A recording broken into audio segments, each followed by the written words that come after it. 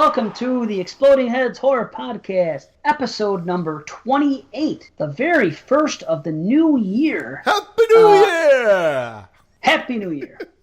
I just wanted to derail you there. Sorry.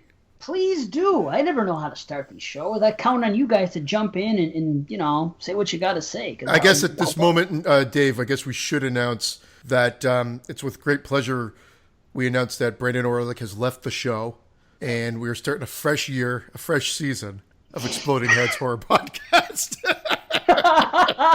Actually, Brandon wanted to join the Exploding Typewriter Podcast. So, hey guys, Derek here. I'll be your replacement. Sorry, B. I had to do it. I saw you just sitting there all quiet. Nowhere. Oh, that was good though. Oh shit! Thank you.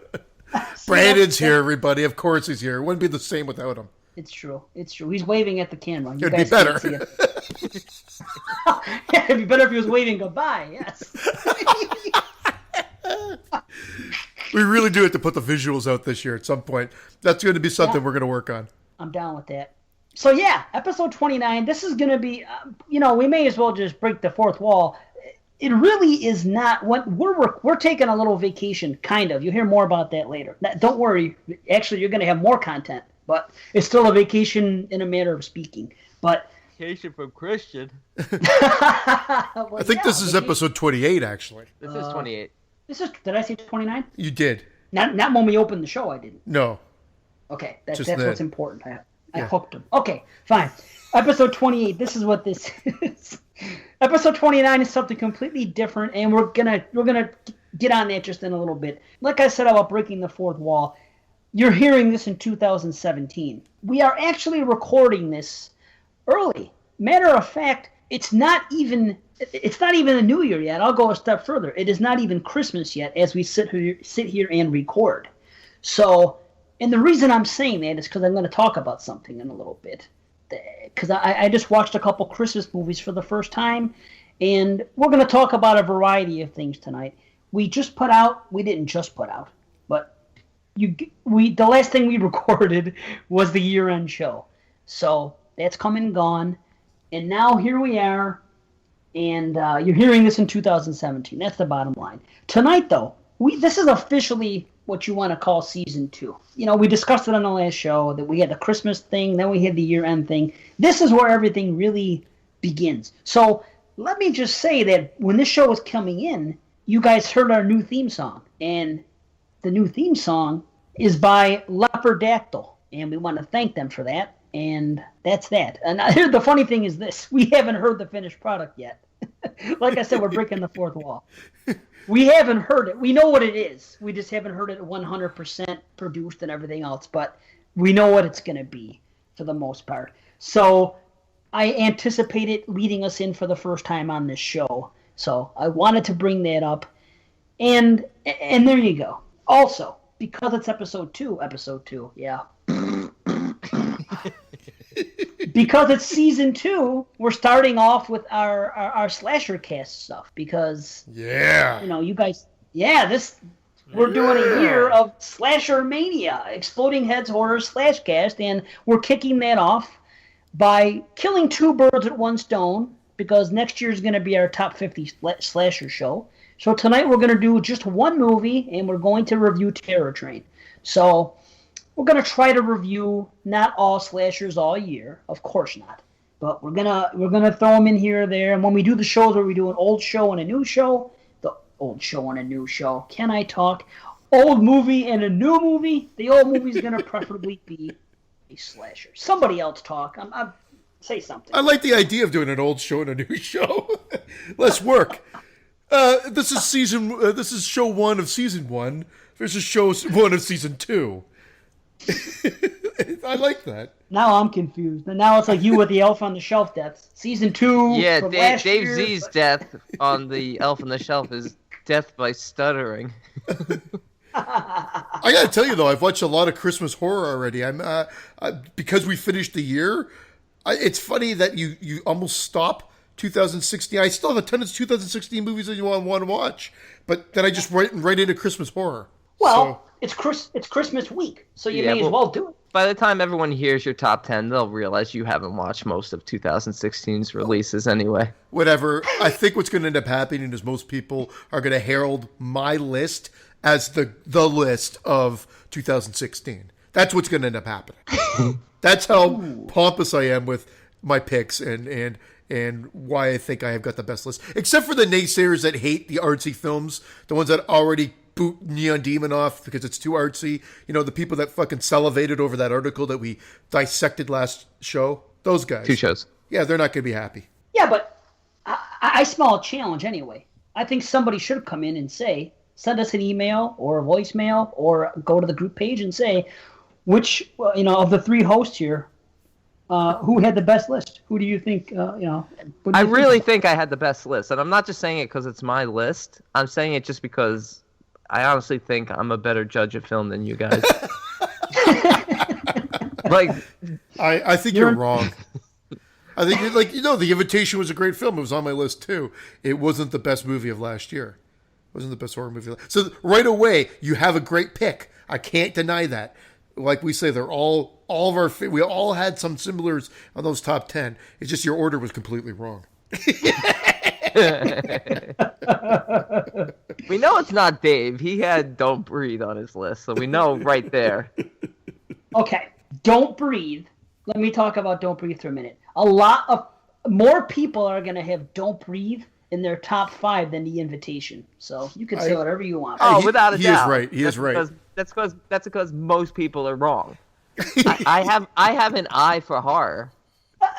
Yeah, but don't make it look like I'm the weirdo because I had Don't Breathe on the list. All of you are the weirdos. Remember Nice Brandon from episode 2 last year? Right? What happened to Nice Brandon? We're number 1 a couple shows in a row. Boom. He owns the horror world. I also won another award recently. What? Can anyone guess what it is? It wasn't Rookie of the Year because the year's over. Another award. Another award I recently won. No, what was it? Best pap smear in a supporting role. What? Did you guys watch tonight's movie?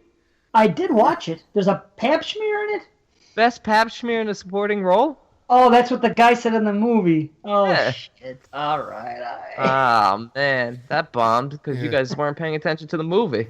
Well, I take it from the fact that you weren't picking out silly shit to write down that you guys actually enjoyed the movie.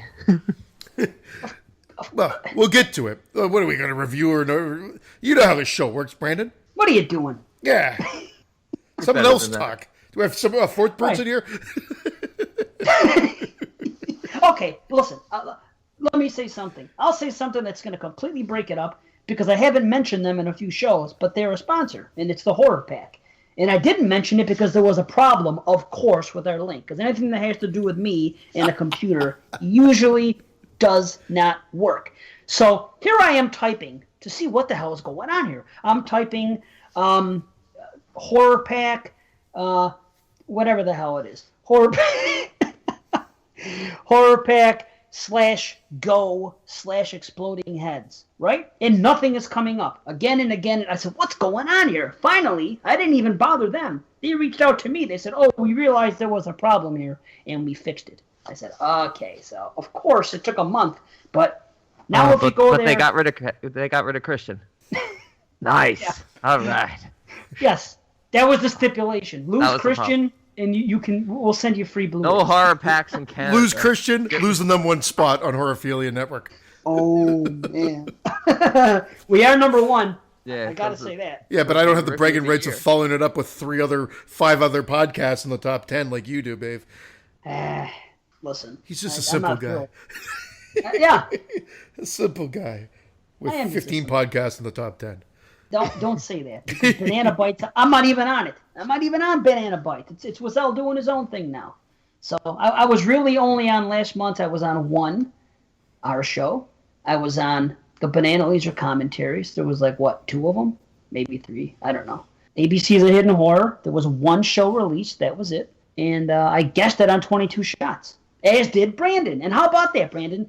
Did you see that? Did you see that the #2 show was the Argento show that I was on, and the #3 show was the Fulci show that you were on. The Bava finished after those 2.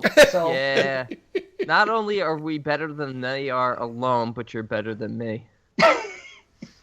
Well, that which will be proved even further with what we want to do next.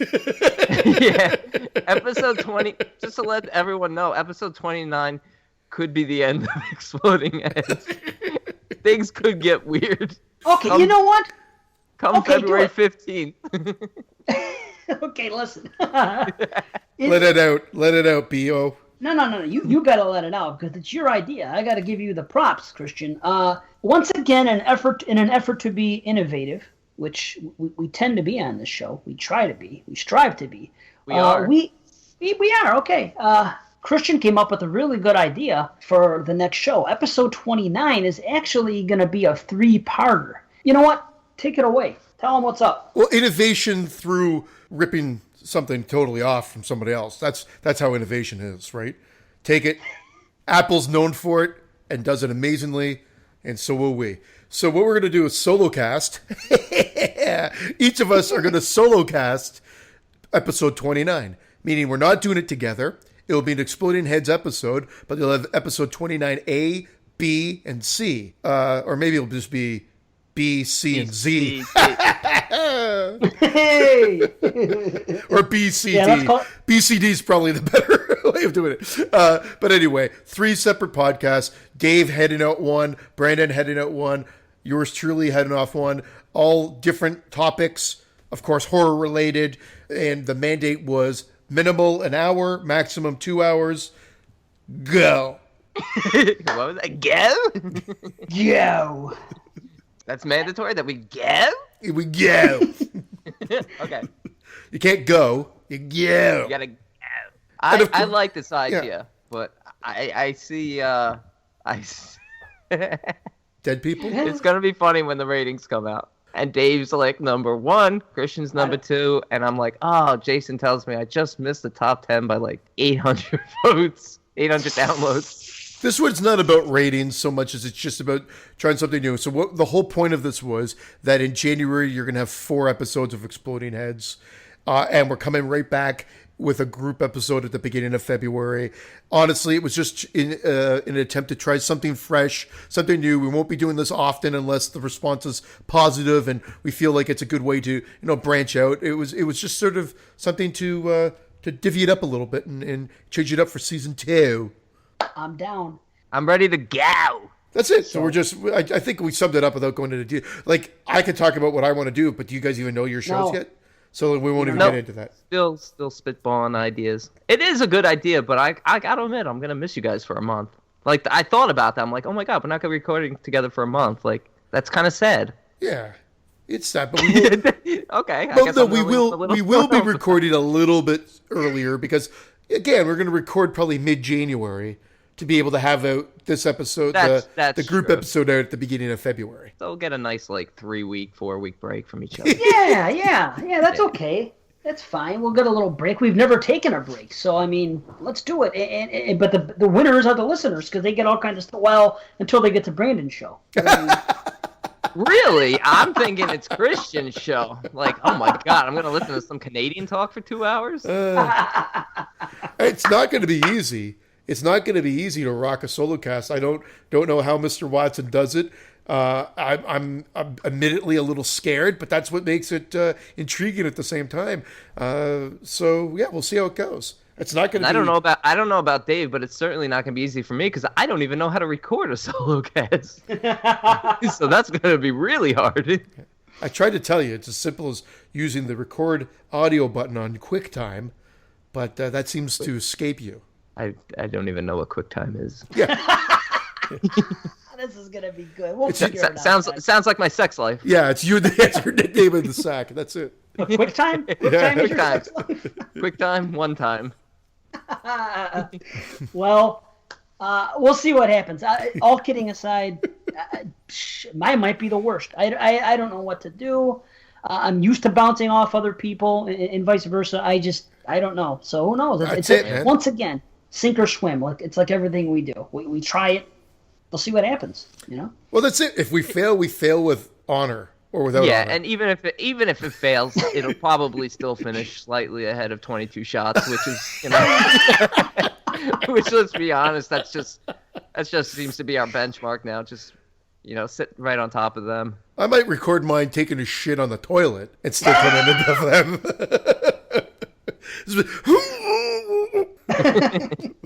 So Anyway. stay tuned.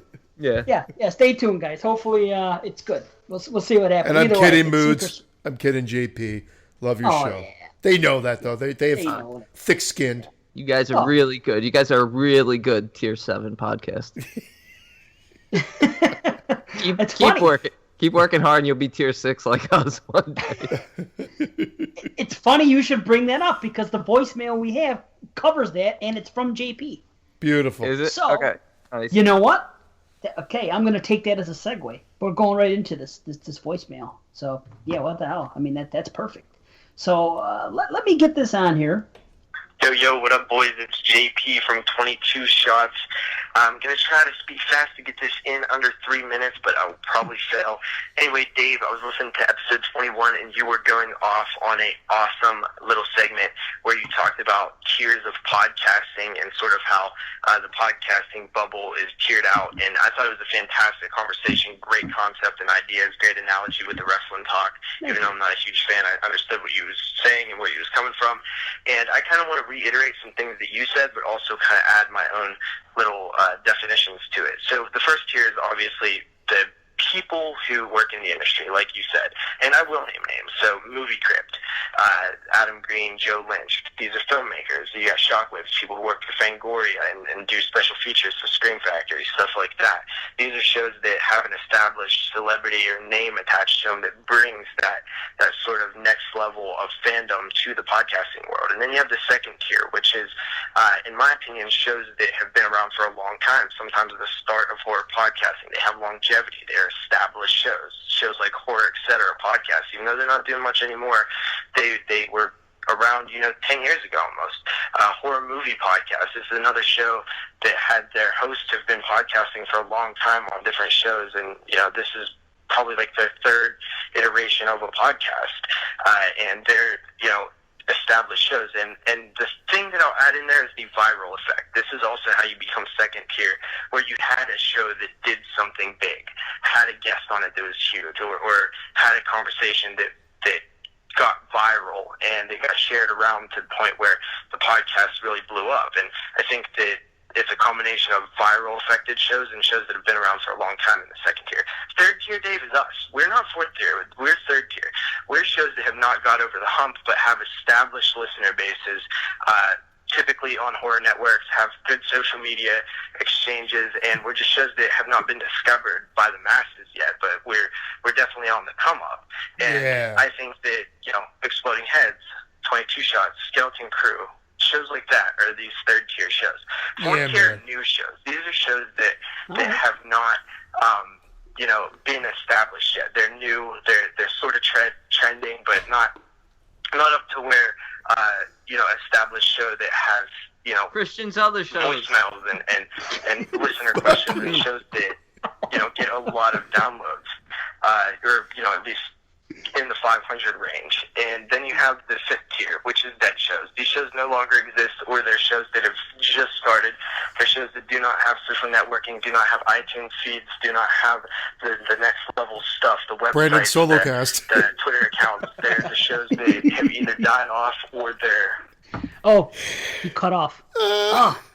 That's a chatty Mexican. Thank you, SC. I mean, JP. That was good, though. He's right on all. You know what? He took what you did and really summed it up, and I think he's right. I think I agree. I agree with him. He made us feel better about ourselves than you did. Whoa. Hold on. Check it out. Stop the clock. I said, basically, JP's tier rankings and my tier rankings were the same, because here's what the difference is. I said there was no tier 3. Because we're so far removed from tier 2 that there is no tier 3, so we're tier 4. But according to JP, we're only one big interview away. And who knows? That big interview could come on my solo cast. I might have a special guest. No, you're not allowed. No, you can't even play a voicemail on the solo cast. How's that? I don't know how to play voicemails. So how are you going to interview anybody? Is this Dr. Lipschitz? That's the only way.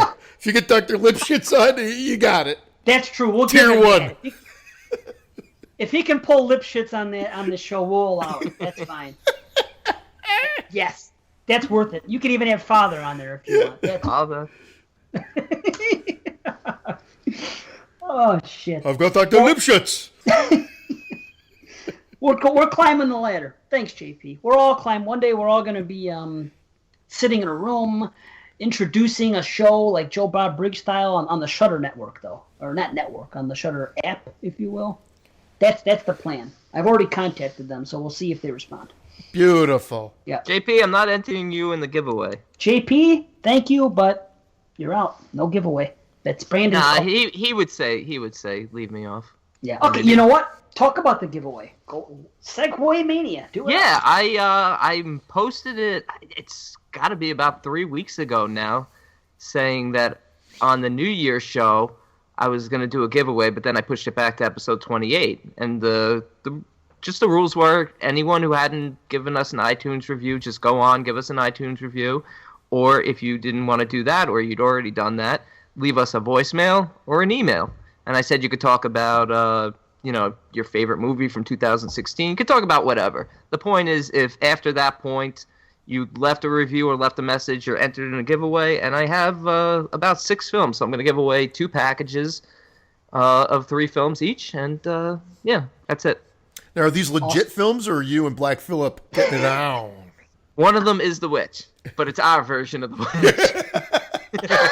Just like you guys right now going clickety clackety, there's a lot of pretty dresses. There's a lot of butter. There's a lot of living delicious. In fact, the film is called The Witch. BP and BO living deliciously. Bosom buddies. You know what? Can you enter me? Can I get entered into the contest for that? Yeah, I'll send you the link for free.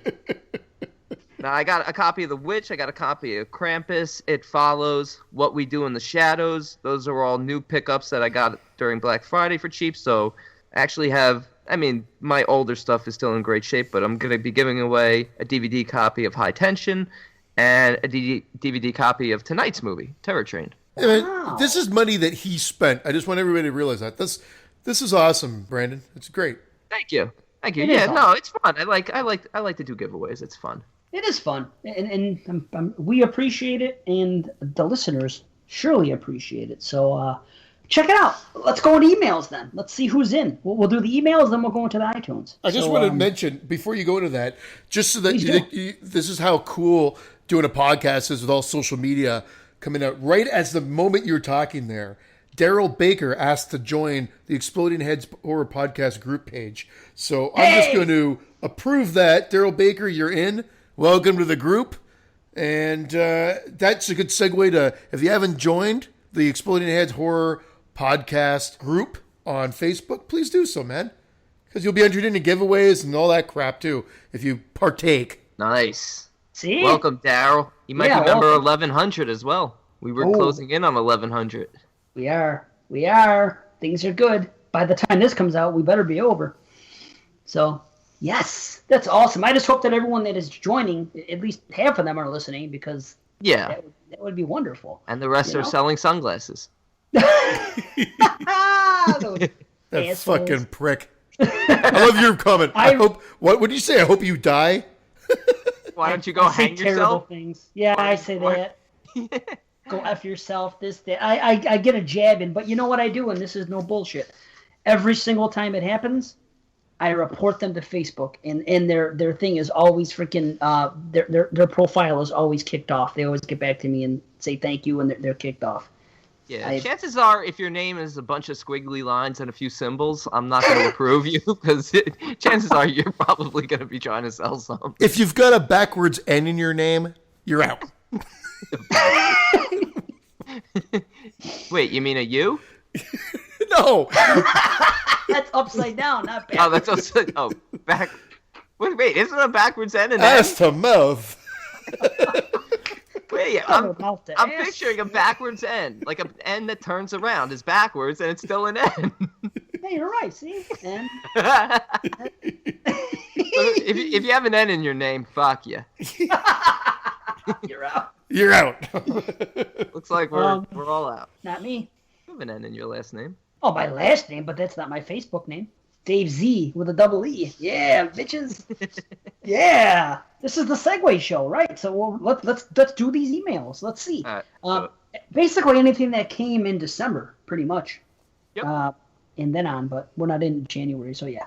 Let's start with our friend, Uncommon Interests, Craig Chaos, who's done this many times, so good, I'm glad he's in. Hey guys, happy anniversary. Congratulations on tolerating each other for a full year and whipping ass in the ratings.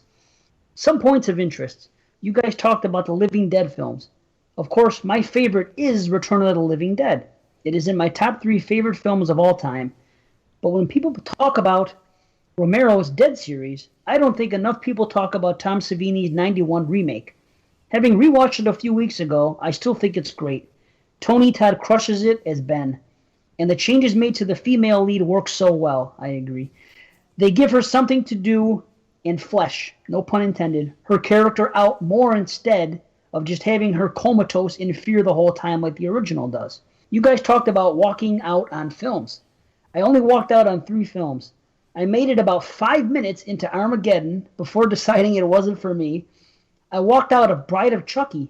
Once Jennifer Tilly, the less talented sister, turned into a doll, and I was positive she wasn't going to whip them knockers out. And I walked out on the Sharon Stone, Chaz Palminteri remake of Diabolique. So fucking boring. Well, that's your fault for even going in the first place. That's true. Also, Texas Chainsaw Massacre, The Next Generation is a great background film to have on if you're taking your girl, or in Christian's case, Guy, on a trip to Pound Town. Yes! It was Christian who got that one and not me. Yeah. Wow. Until next time, don't let those other motherfuckers tell you what to like. Keep all of your interests uncommon. Craig Chaos. Nice, Thank you, man. sir. Yes. Damn you. You got me. He did. And it's interesting about the Night of the Living Dead remake. It really doesn't get enough. Maybe it's not that it doesn't get enough credit, just kind of under talked about. But it is a solid remake. You know, at the and time, it's just indicative of the times in terms of the original, and I feel the role of the female in that versus in the remake. You know, they said that they got kind of ripped off, that it slipped into the public domain, and they lost lots of money from the original over the years. So they kind of made it to kind of wrong that right, or right that right that wrong. Sorry, mouth to ass. Ooh, yeah. Who's dyslexic now? This beer, one beer, and I'm like, oh, one beer in. Yeah, and here we go. Wait, it's gonna be a long show. But that they wanted to write that wrong. So I think a lot of people instantly said, "Oh, this is a cash grab," but no. He pointed out some really valid points about the character. She's tough as nails. Barbara was useless. Yeah, the original. Yeah. But this, they give her a little meat and potatoes, and the zombie effects are fantastic. I thought Tom Savini did a good job directing it too. Like again, it is a solid entry, but at the time it was viewed as a quick cash grab. Yeah, but it was a cash grab, but for the right person. It was a cash grab for Romero because he got screwed the first time. So by all means, give the guy his cash. No, I agree. I enjoyed it, but I enjoyed it back in the day. It's another one of those movies that back in the day I don't remember hearing a lot of praise for it though, but you are hearing it more and more recently. Yeah, we recently got an email about it. Oh yeah. From Craig Chaos, I believe it was. It was, yeah. It was, okay. I'll tell you I this. hate you. You don't you don't hear anybody bring it up. You always hear people say, like on social media, they bring it up, they say, what's your favorite remakes, this and that, or even podcasts. You always, not always, but a lot of times you hear people say the Dawn of the Dead remake was a great remake. You don't hear people bring up Night of the Living Dead. And you know what? Night of the Living Dead is probably, when you get right down to it, better than the Dawn of the Dead remake. The Dawn of the Dead remake has an excellent first act. First act is fantastic, and then when baby zombie or zombie baby comes aboard, you're like, what? Yeah, And, it's not as bad as Zombie Baby and Dead Alive. No, no. Dead Alive Zombie Baby is better because at least that movie sets it up that way. Whereas Dawn of the Dead remake, you're like, what the fuck is this? Really? Now, what you never hear people talk about is the Day of the Dead remake. Hooey! Steve Miner, Cumfest, horrible. Ugh. It's just a Cumfest. Yeah, gotta check that out. Writing that down. Day of Dead remake. And you wonder why those comments are usually Cumfest. aimed at you and not Christian. Right? Is it colon Cumquest? Cumfest? Cumquest. Conquest. That's a new Scooby's RPG new movie I'm working on. It's a new Brandon Orlick RPG I'm in working on. Cumquest. I will find the tastiest jizz of them all. Yes, He we are a didn't horror start out a podcast. white knight. He wasn't always a white knight. That's taken over for cinematography? Is that what's going on here? Conquest. This is season 2. Guess what, guys? It's season 2, so everything from season 1 can no longer be said. We can't talk about cinematography. It's dead. It's dead. Can't do it. Can't do it. Can't do clickety-clackety anymore. Can't do cinematography anymore. Can't talk about Asshole bleaching? Asshole bleaching. Clay is out. Well, season 2 of Clay's coming in. How are we not going to talk about Clay? Oh, yeah. Okay, I take it back. We can say whatever we want. Clickety, clickety, exactly. Thank God. I was getting worried there. Yeah, all right. We'll keep regurgitating the same jokes for 5 seasons. Okay, all right. Perfect. Okay, let's continue on. Emails. I hope you're writing that down, Brandon. Yep, I'm writing them in completely random order, and then you guys are going to pick numbers, and we're going to give some shit away. Okay, I'm saving one for last because it's requiring us to do some work, so that's going to be last. And I hope The nerve. Hey, it's a great one. I can't wait to get to it. The nerve. It's Work? the best question we've had since the slasher, since your top 10 non-franchise slashers, which gave birth to this whole slasher cast thing we're doing this year. So I love this Slasher question. cast. Yeah, but we're getting to it after. So let's go on to our friend Neil Robson. Question for the year-end show. By the way, we didn't do these on the year-end show. That's why we're doing them now. But I think they knew this. But anyway, top of the mops to you all. 2016 has been a great year for horror, though feel what has set it apart from recent years is that a lot of the films have been catered to long-term horror fans, and many films have been made smart or intelligent. In quotes. Don't get me wrong, I highly enjoy a turn-off-the-brain slasher. However, I absolutely love when I come across films like The Witch, Clickety Clackety, The Invitation, number 1 for Brandon, Before I Wake, etc. These films engross the viewer, even though you may know where the film is going. It's great watching it unfold. Do you feel 2016 has had more engrossing movies to ensure the audience is captivated? I have only watched 27 2016 horror movies. Weak! Yeah, well. Sorry. Just kidding, Neil. It was more than Christian watched, you know? Yeah. No, it Christian wasn't. Watched 9. Christian watched 9, yet he had a great top 10. I just admitted all the shit you guys watched and just saw the good stuff. I'm not You're doing welcome. it this year. This is a new year. Whatever. I'm not doing it again this Whatever. year. I just wait until you guys see all the shit. I asterisk the ones I want to see, and then I come out on top again with the best list. Dave, we gotta stop doing it. Seriously, you did it this year too. You and I both did it this year. We gotta let Christian do it this year. I didn't do it on purpose. It's because of my living situation right now, and I have nothing else to do. That's why I did it. The plan is 80. I'm going for 80. That's the maximum next year. This year, I should say. And just so the viewers know, we're talking about hairy men's assholes. Before we bleach it. Yes. Let's get back to the email. He's watched 27 horror movies of 2016. His favorite, Southbound, with The Witch as an equal first. That's right. Yeah. Southbound. Disappointment. Smart man. 31. Not a zombie hater. He just doesn't have the whole package. Style over substance. Holidays an equal as well. Hated it. Thanks, guys. Neil Robson. You All right. can't blame Zombie for not having the whole package. Christian doesn't even have a whole package. But to be fair, I'd love to see the love for Southbound because, hey, that was my number 3. Right. Yeah. And it was in serious contention for being number 1. Wow. You did have a good list. I'm telling you, I'm not making fun of your guys' list. Your guys' lists were solid. But mine was just so much better. It's that simple. Like, I don't know why I I'm had better. Southbound on my list. Quit while you're ahead. I just complimented your list. Hey. He doesn't learn, Dave. I tried. I tried to help him. Hey, I'm the new blood. Yes, you are. Can't wait to get to that top 10 later. Okay. Because I know you're going to pick number 7 as your new blood. But anyway. I was going to, but I didn't. Yeah. We'll see. Okay. So anyway, films being smart and intelligent. Yes. Right. We did kind of discuss this on the year-end show. He's 100% right. Yeah. More engrossing movies to ensure the audience is captivated. That's what he said. And yes, you know what? Again, I said this on 2016. I'm repeating myself, but that's why this year, 2016 was so great, because it had a bit of everything. It had, stupid shit, and it had serious shit. Bottom line is, it was all good shit.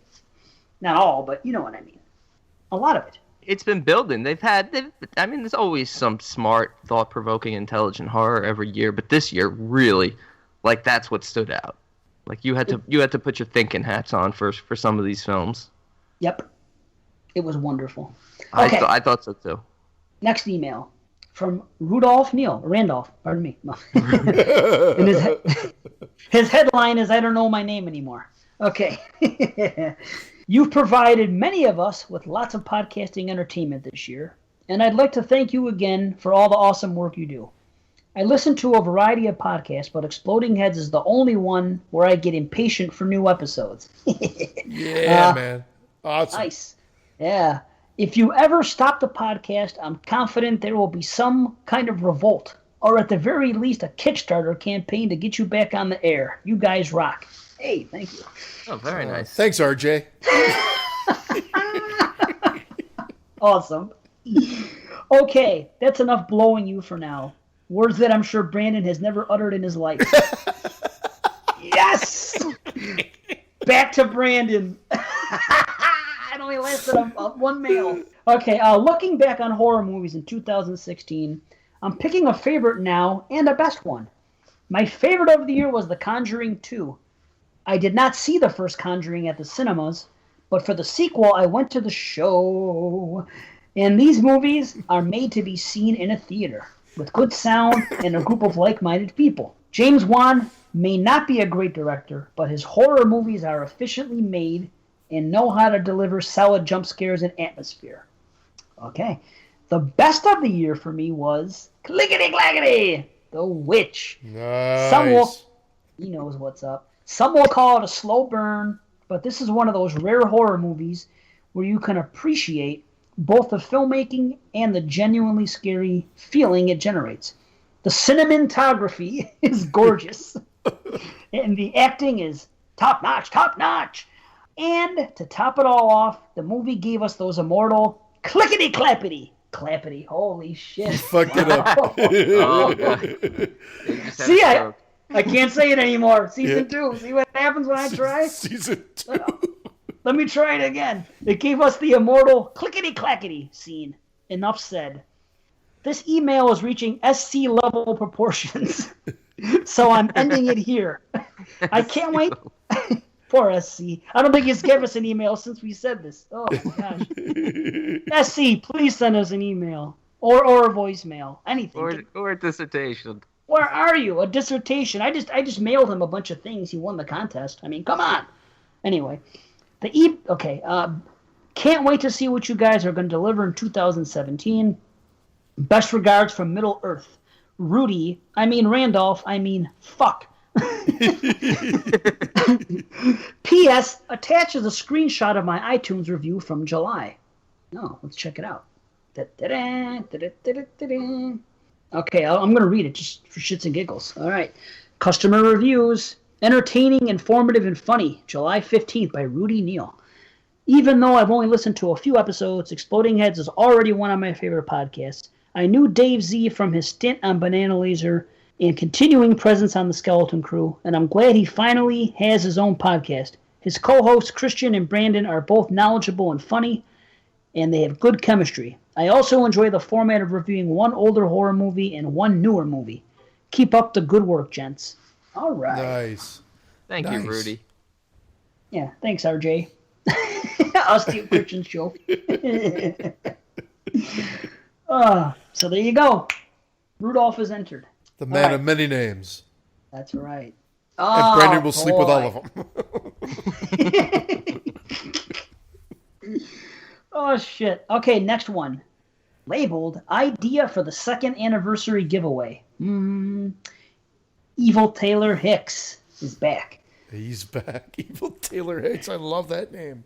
Hey, guys. I'm enjoying the hell out of your one-year anniversary show so far. Hell, I've enjoyed them all.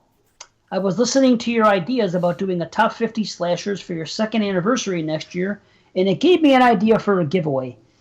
Give listeners a chance to see if they can predict what movies will be on each of your lists. Here's what I'm envisioning. This is interesting here. Establish a list of all the slasher movies that would be eligible for you to choose, and post them early next year, February, March. You, Christian, and Brandon could look to have your choices solidified by November, which we definitely will. In November, listeners can send in their predictions for the top 50 list for each of you. Well, it's going to be one big list. So. Are we doing? We're doing one big list? Yeah, you think we're going to sit there and do 50 apiece? I thought we were doing 50 favorite round robin style. Yeah, okay. What are we? Freaking 22 shots? We'll have a 22-hour podcast. No. Didn't we do that for the 40 years of horror? Yeah. That's what I thought we were doing. So you really thought that I was going to say number 50, Terror Train, and then you were going to go number 50, Funhouse, and he was going to go number 50, Bay of Blood. Okay, yeah. Let's go to 49. That's what I thought was going to happen. Really? I thought we were each going to have our own 50. Holy shit. Wow. Evil Taylor Hicks's email is not going to end right if we go with your way, because I think I know where he's going here. No, it won't. The thing is, do you really want us repeating the same things over and over again? Like my number 50 might be your number 30, and then we go and I figure we were all going to combine our top 50 for an ultimate top 50. But, we can do that. We'll see what happens. We'll figure it out. We'll see how the year rounds out, yeah. Okay, well, yeah, we'll see. Anyway, this is his idea. In November, listeners can send in their predictions for the top 50 list with a point system set up where they get 1 point if they pick a movie on your list. They get 3 points if they're within a 10-movie category, i.e., if they predict you had a movie at 33 and you actually had it anywhere between 30 and 39, they get 3 points. And they get 10 points if they predict the exact position that you selected, i.e., if they predict that you had a movie at 7 and it actually was at 7. The winner would be the person who had the highest total points added from their predictions from you, Christian, and Brandon. Now, I know this would entail a lot of work collecting answers and matching them up with all your lists. But if you like, I can actually do that for you. Wow. See, all your lists, not your grand list, all your lists. And you think any listener is going to sit back and write 150 movies down, 50 for each of us? With the giveaways that we do? Hell yeah. Okay, all right. If you think you'd be interested, let me know, and we can talk about the details more to see if we can make it work. Thanks, and I'm looking forward to another year of Exploding Heads. Brian, a.k.a. E.T. Hicks. Wow. Awesome. Whew. Man. Yeah, that's cool. I like that. We're going to have to see if it's going to be 3 lists of 50 or a consensus 50. It'll work either way. If it's a consensus 50, then they just have to make 1 list. If it's 3 lists, they have to make 3. I think more people would enter it if it was just 1 list. I agree with you on that. This was my idea. We were each going to write our top 60 in order. You were going to do your 60. You were going to do your 60. I was going to write mine. You were going to email them to me.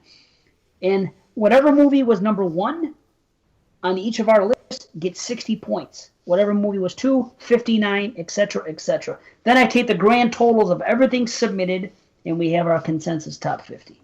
That was my plan. That's a good idea. That works. Or we... All right.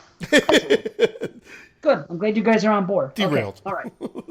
It's good. It's all right. So there you go. Let's go on. Cool. And I already have my number 60. Evil Taylor Hicks, thank you. I didn't know if you wanted me to read all that on air, but I did. Whatever. So you're in there. Okay, now. Oh, that's from Horror Pack. We already Horror Pack is back. Get on them. Save $3 off your initial subscription. Okay.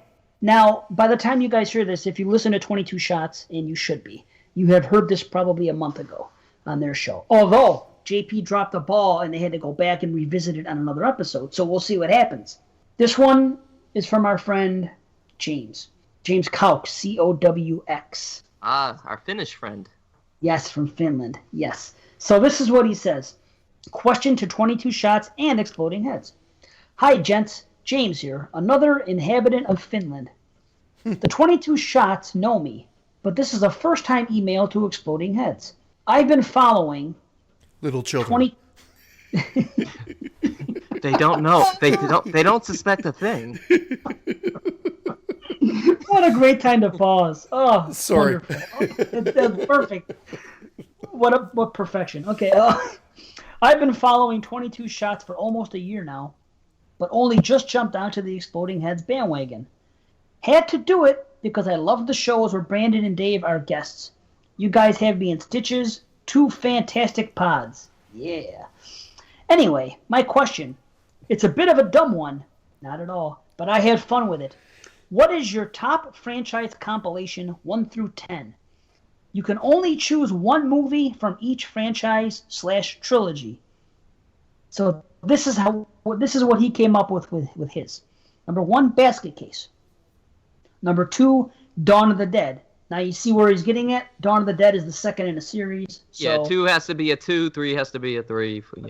There you go. Yeah. Number 3, Nightmare on Elm Street 3, Dream Warriors. Number 4, Psycho for the Beginning. Number 5, Friday the 13th Part 5, A New Beginning. Number 6, Curse of Chucky. Number 7, Texas Chainsaw 3D. Number 8, Hellraiser Hellworld. Number 9, Children of the Corn Genesis. And number 10, Halloween 2, Rob Zombie. I wanted to email this to all of you. It'd be great to hear your answers on your respected pods. P.S. When is Derek going to be a confirmed co-host on 22 Shots? You guys all work great together. Anyway, keep up the great work. All peace out. And how much did Derek...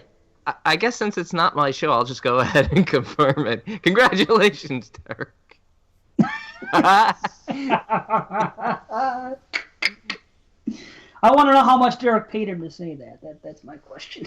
Yeah, James, what did he send you? Because I had you for Secret Satan. Oh, what is this?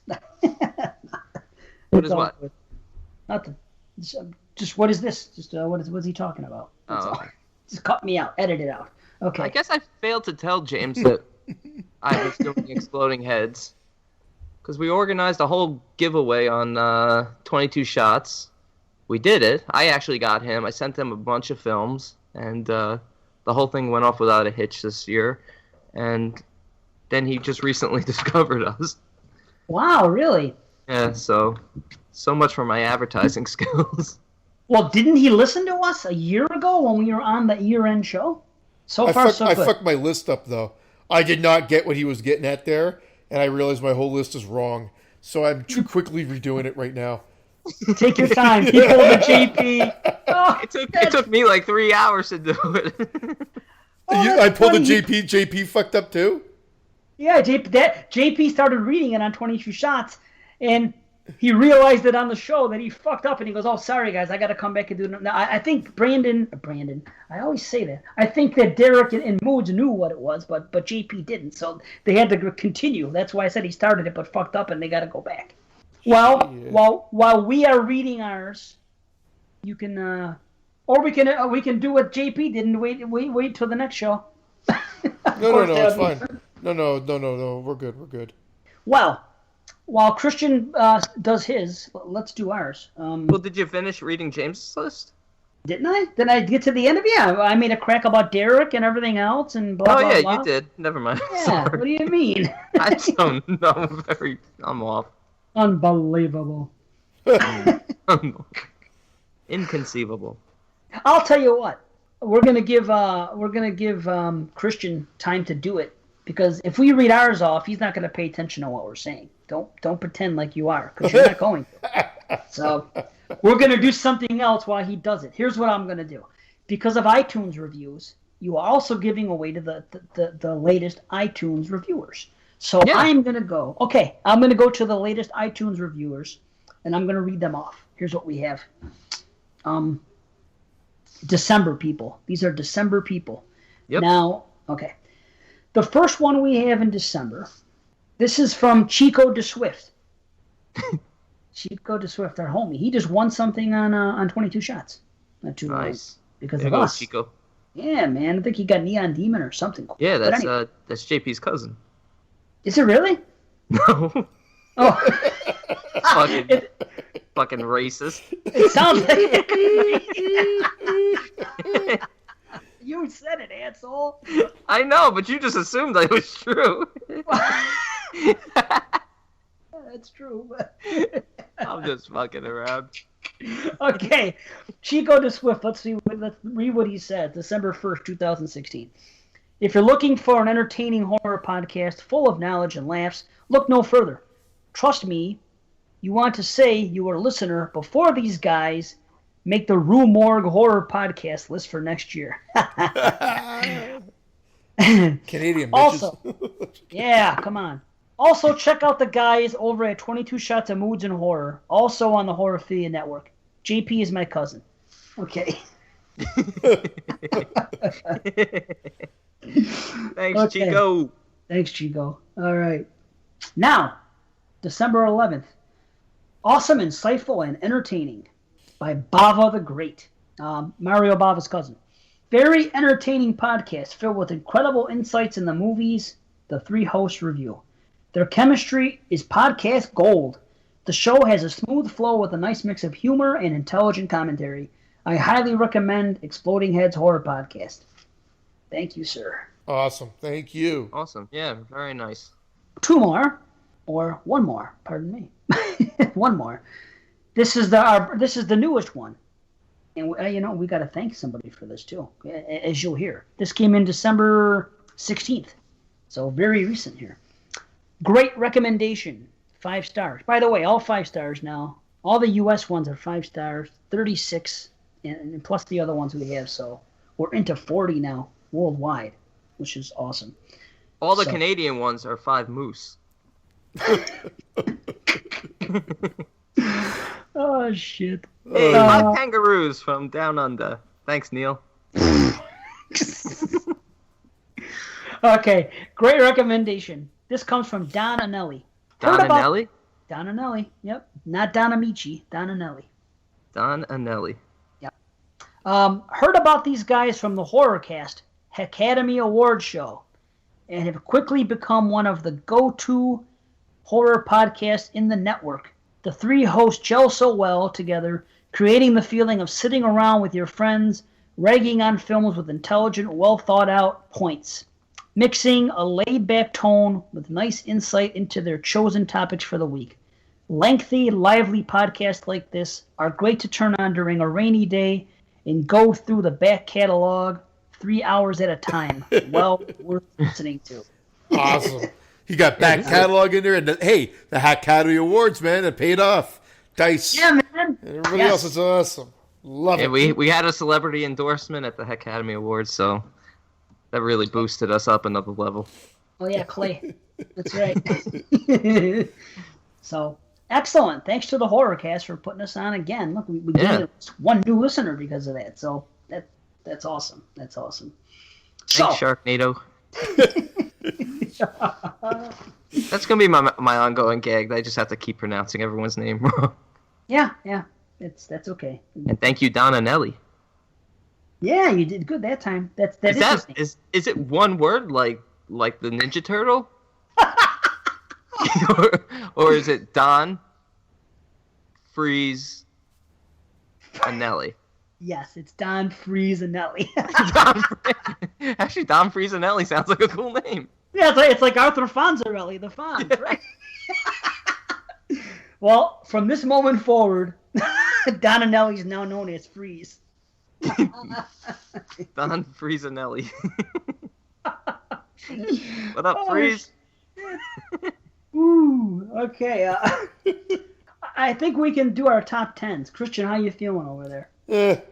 I'm getting there. Yeah. You're getting there? Okay. We could do it. We could do it. Oh, we have to do our prizes, don't we? Oh, yeah, no, that's fine. I have... No, it's not fine. Do it now so Christian can waste more time putting his list together. Okay. Let's see what Okay, I'm trying so we to had do. 8 people entered into the contest. I wrote everyone down. I wrote numbers 1 through 8, and I randomly put them in different spots. So obviously, Dave and Christian can't just pick, oh, so-and-so was the first message, I'm going to pick that guy. So they're in random order. I totally mixed them up. And I'm going to have each of you guys pick a number between 1 and 8, and those are going to be the 2 winners. Okay, I picked 3, the magic number. Okay. Oh, sorry. Go ahead, Christian. I'll pick 5. Okay, Christian, pick a number. Pick 5. Okay. The first winner, picked by Dave Z, number 3, Don Friesenelli. Yes! Please! Hey, the Freeze Man. See what happens, guys? Get on and leave a review. He's a brand new listener, brand new reviewer on iTunes, and look what happens. Awesome. And he won. And number 5, chosen by Christian, Craig Chaos. Nice. Yeah, Mr. Chaos. So, Right on. congratulations, both of you. I'll be in touch. Excellent. Cool. Or they'll be in touch with you. Yeah, we'll figure it out. I'll reach out. Yeah, or they'll reach out. Well, they'll reach out. Someone will reach out. You each get 3 films. Each get to pick 2 Blu-rays and a DVD. Wow. We don't mess around here. Wow. Nah, we go big or we go home. Right on, homie. Right. Wonderful. And next full show, not the solo cast. Next full show, we are going to have at least one giveaway because now we have 30 reviews on iTunes, all Nice. countries included. Yeah, 30 write-ins. 30 on 30. Yeah, I think we have. I don't know how many we have exactly, but it might be like 34 or 35 now. So maybe even more. If we can get it to 40, then we'll have 2 giveaways. So keep them coming. Thank you, everyone. And Yes, it's thank so you. it's so easy. Go on to iTunes, create an account, even if you don't even have to have iTunes. Just go on now, any computer, create an account, and just write us a review, preferably 5-star, and you're entered for life in every giveaway we have. But we'll take a 4-star because, well, Christian. We understand. Yeah, poor Christian over here. We're biding time because he didn't understand the question. But I'm done. Usually it's me who fucks up the question. I'm done, you pricks. I hate my list, but I'm done.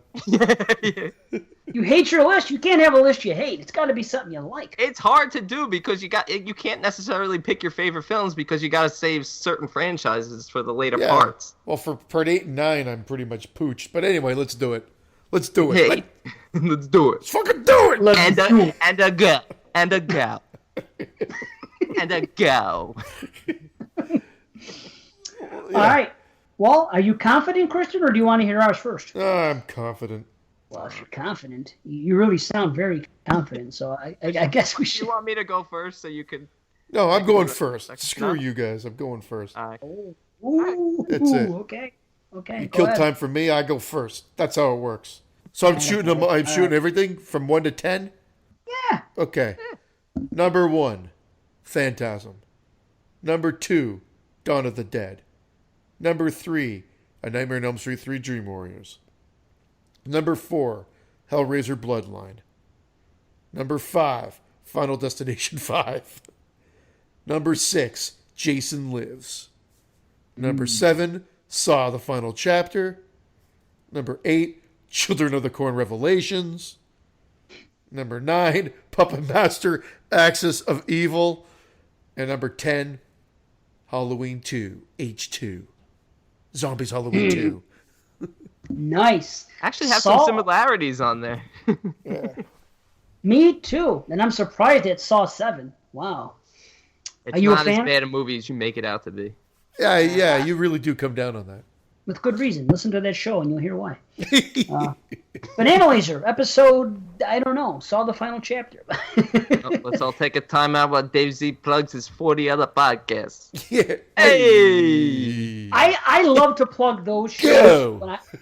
Listen, the shows where I really come down on a movie for good reason, I love to plug those because there's usually I want to enlighten people as to why these movies suck. They're great shows. I listened to the Black Christmas commentary and can you dispute me? Let's hear it. Come on. It's not that I'm going to dispute you. I just feel like the nostalgia factor really... I don't think it's as boring a film as you guys were making it out to be, and I feel like the nostalgia and the feel of the movie is exactly what you want for a Christmas movie. I don't feel like it's a 6 out of 10. Oh my God, which is what you guys were giving it.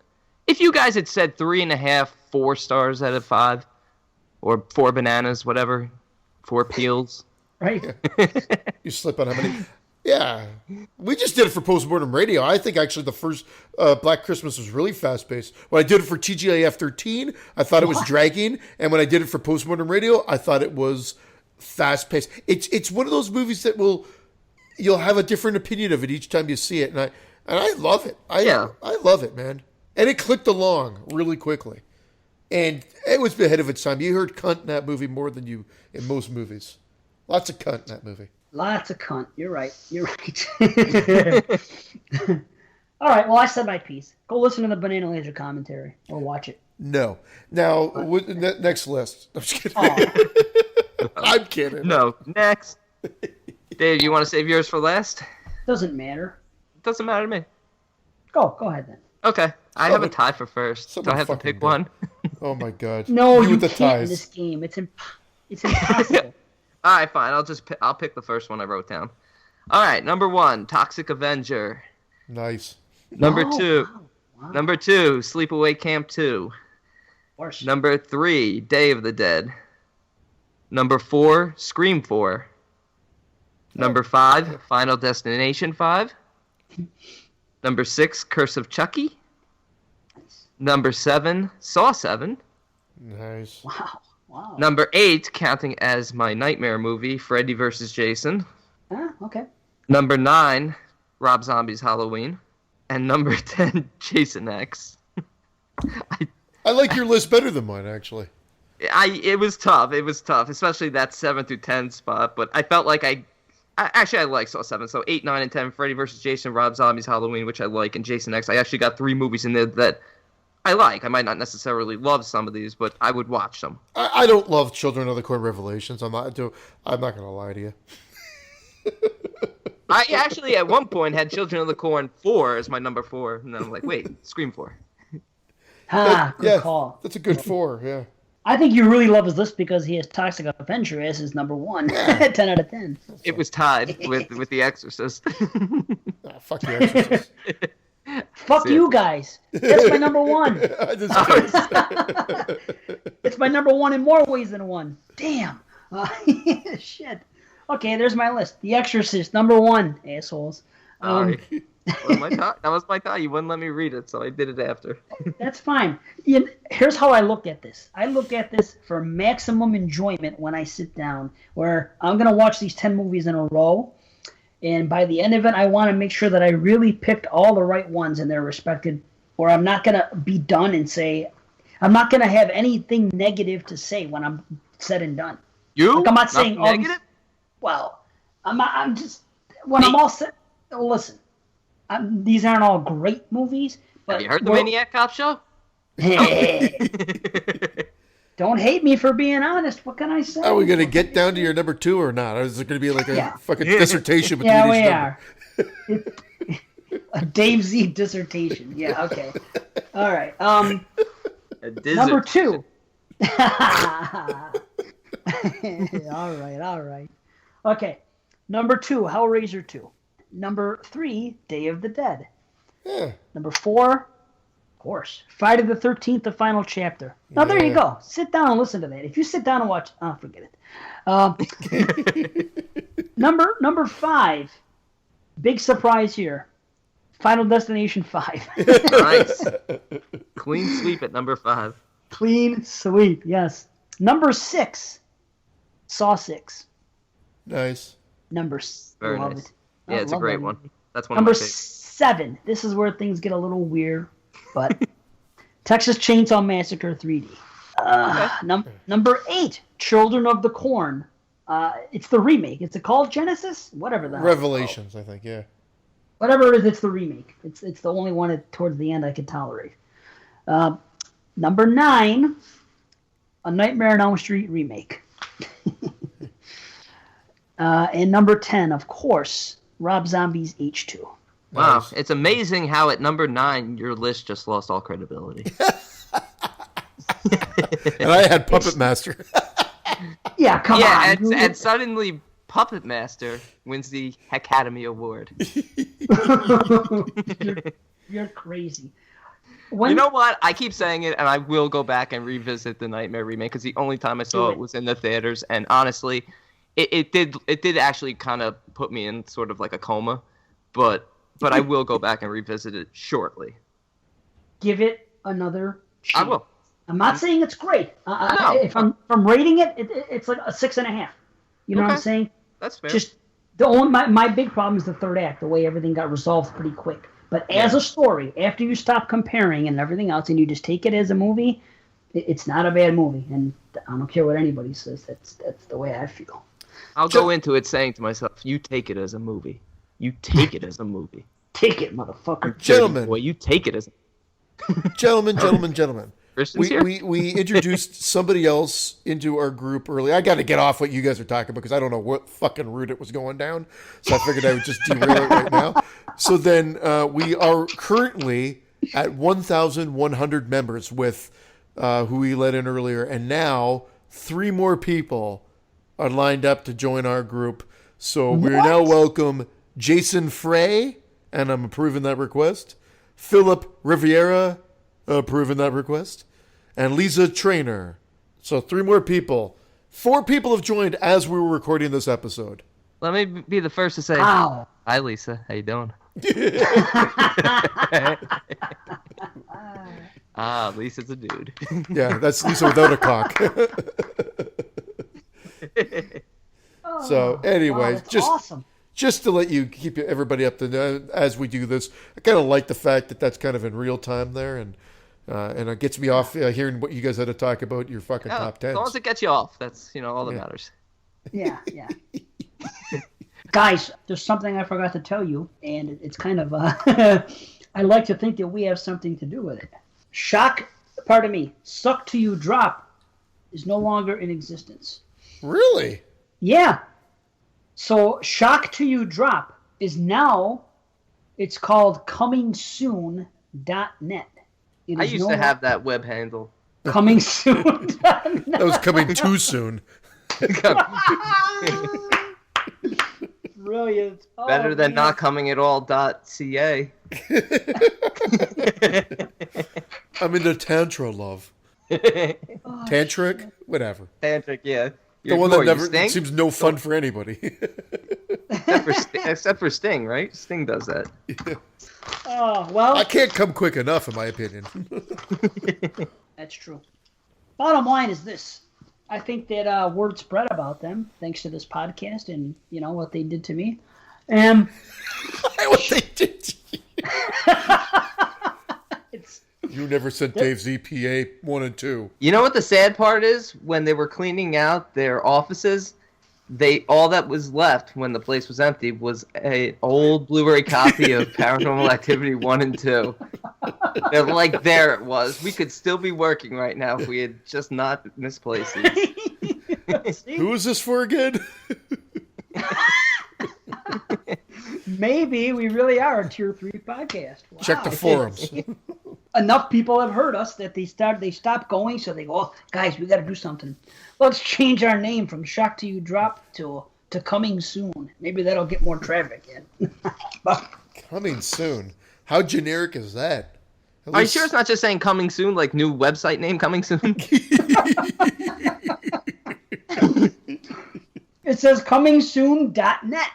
Wow. I don't know what to tell you, but stay tuned, I guess. Well, maybe when we have our next group show, we'll look again, and maybe it'll have a different name. But I just thought I'd say that little thing I wanted to point out. We should get ahead of them and start finished.net.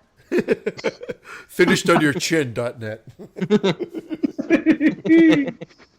Oh, shit. And Brandon, remember when we were talking about the slashers? And what the hell was it? There was a movie that was also known as Butcher, Baker, Nightmare Maker. Oh, yeah, Night Warning. It's Night Warning. Yeah, I know it is Night Warning. And you said that, and I said it didn't make sense. Well, I thought about that when I listened back.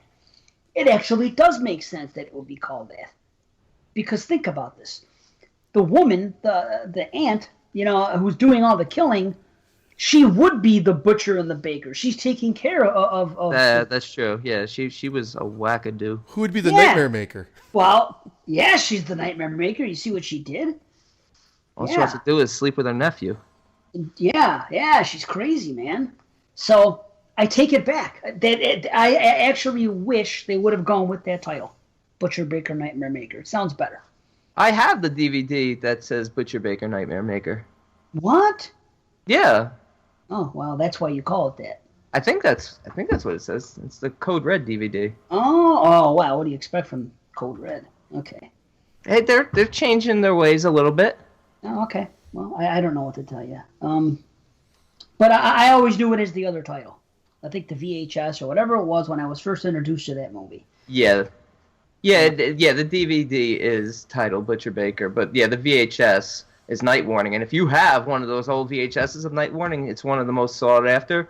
People are paying upwards of $2,000 for that. What? Really? I remember that cover too. Isn't it like two people running, holding hands? Yeah, exactly. Yeah. I remember that cover, and I remember not liking that movie that much.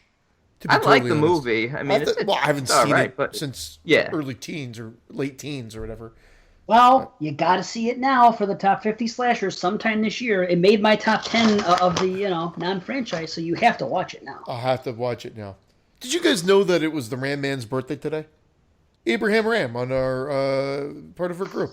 Oh, yeah. The Ram Man? Yeah, the Ram Man. I thought you said the main man. He could be the main man. The Ram Man, main man. He's the main Ram Man. Oh, happy birthday, Ram Man. Derek's ears just perked up here. Ram Man, what? Where? I Ram Man left, right, and center. I don't. I don't see and I don't know anybody's birthdays because. Yeah, you took the personal shit out. I know. My Facebook. The only reason you know that is if you go on the Facebook feed. You know what I mean? And I don't do that, so I never know when it's someone's birthday. Well, so I'll tell you because it popped up in the feed. I already wish him happy birthday, but now we're doing it legit on the show. Yeah, on the show. Who gets that? Very Nobody hooked up gets that. Social network. New segment. Birthday shout-outs. Birthday shout-outs. We'll do it again if it should come up again. It'll be a new thing. Birthday shout-outs and new members. So yeah, Facebook. Go to Facebook and join our group. Man, Exploding Heads. Just get on that. And we're going to get the YouTube channel up and running. Yes. Maybe some of the old episodes obviously won't have video. Video is something that we'll look into for some point in season 2. But first and foremost, we just want to get the old episodes up. Yeah, awesome. And I'm working on a MySpace account. Oh yeah, get to it. Yeah. Maybe you should dedicate all your time to that. I'm recording using MySpace next week. Solo cast. That only he will be able to hear. I wanted to read you guys something quick. Tell me what this is a review on IMDb. Someone wrote this, and I'm going to read it to you, and you guys tell me what movie it's for, okay? The heading is, I am a duck that walks around a house and nothing happens for hours, okay? It says, a duck walks around the house where another poor, unfortunate woman happens to live. The duck seems to be unhappy about something, but no one seems to know what, and no one at the end of this endless film will care. The duck seems to think that playing with her bill is interesting, and looking annoyed is even more interesting, but it isn't.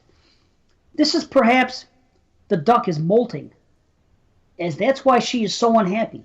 But again, we are not sure at this point, and we all fell asleep and drifted into a deep blissful coma. Quack, quack, quackity, quack, quack. That's the review. Any guesses? Don't torture a duckling. No. No, I'm Good just guess. kidding. Good guess, but no. I am the pretty thing that lives in the house. That's what I thought. Yeah. The first thing. Was Very the pretty good. thing. It is. Really? It is. Yeah. Well, I stumbled across this when I was looking something up for the pretty thing, and I thought that was funny. 2 out of 10. That's what this person gave it. Quackity quack quack, clickety clackety up your ass. Okay.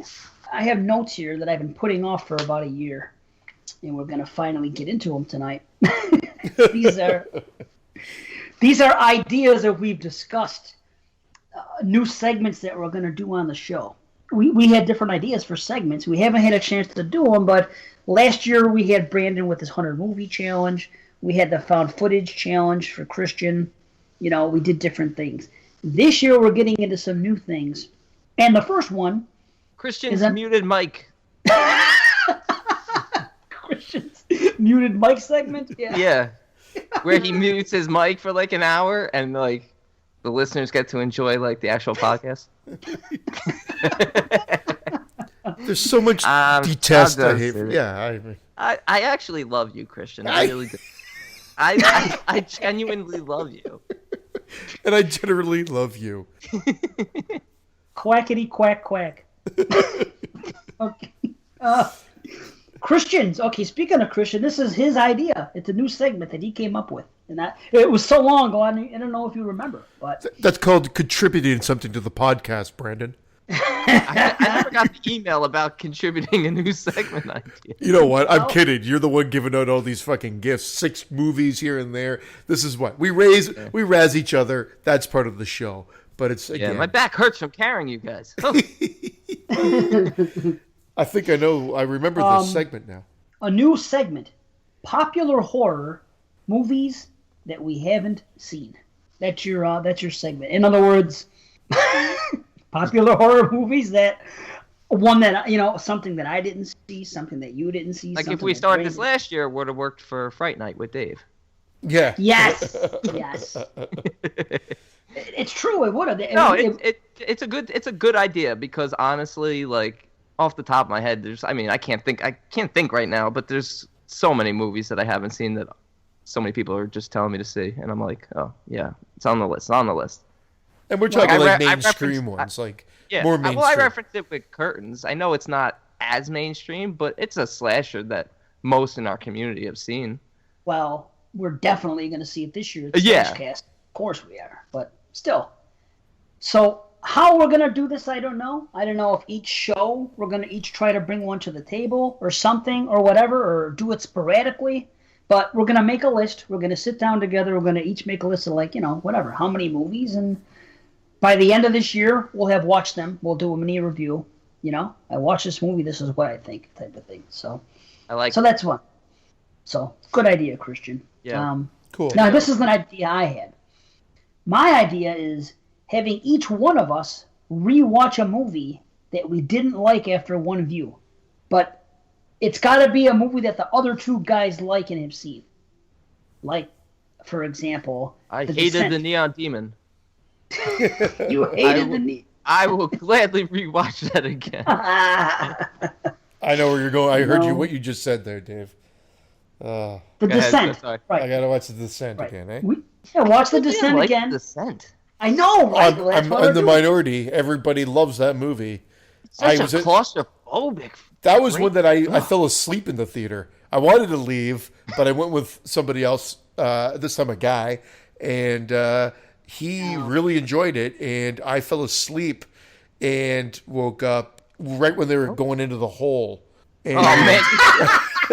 Right before you went into his hole. Oh, man. He went with a guy. He really enjoyed it, but he fell asleep right before he went into the hole. Is that what you said? Oh, man. More or less. The listeners got to think that was set up intentionally, but that wasn't. No, that was all legit. No, that was all legit. Sibling Super Mario cousins. Oh, my cousin Mario. Maybe we should be brothers. Okay, if you say so, Mario. We brothers, yeah, from another mother. Oh shit. So the descent. Watch the descent, report back on it, and we'll each come up with something. You know what I mean? You guys can come up with one for me. We'll discuss it. You think of one. Bottom line is the three of us are each going to make little lists. Maniac Cop 2. Okay, I'll watch Maniac Cop 2 again. We'll each make a little list, of movies that we've seen once and didn't like, but, most people like them. And we'll each make a list of movies that we've never seen. And then we'll get back on that. That's a good idea. Yeah, those would be some fun segments. Now, here's something. This is specifically for me, and this was an idea that I'm going to have to credit Mike Marion for having this idea. We were talking one day on Facebook, and I think we were talking about Don't Breathe, and he was saying something about the trailer gave something away, and you guys said the same thing. Okay, it gives the whole thing away. Thank God, yeah. And I didn't know about it, right? And I think it made the movie much more pleasurable for me because I had no idea that was going to come. No pun intended. But we find out about the guy, we get to the turkey baster, etc., etc. Basically, he said that could be a new segment on the show. It could be like a trailer retrospective. Something where now that it's a movie that we've already seen, watch the trailer and say, based upon actually having already seen the film, say, did this trailer show too much? So, I like something that. like I like that. There's also an offshoot of that. Modernized trailers. There's a person that does it and does it well. Super Casa on YouTube. He's been doing it for years now. I reached out to him, used one for TJF for a preview. And I think he's been interviewed on a couple of things now. I think Bloody Disgusting did a thing on him and whatnot. But he just modernizes trailers, and he does a damn good job. Like you'll take Friday the 13th or Friday the 13th Part 2, and he does it like how a trailer's cut nowadays, and he does some really cool things, man. Nice. Yeah, worth checking out. I've seen him. I didn't know what his name was, but I've seen them in passing on on YouTube and stuff. People sometimes put them up in groups on Facebook, and I've seen them. They are really cool. How about a segment where we rate movies before we've seen them? What, based on the I trailer? think I'm going to give this No, one. no. Just like Leatherface. Let's give our grades right now. Oh, okay. Leatherface, I'll give it a 6 out of 10. I'm coming in a little higher. I'm gonna give it a 7 out of 10.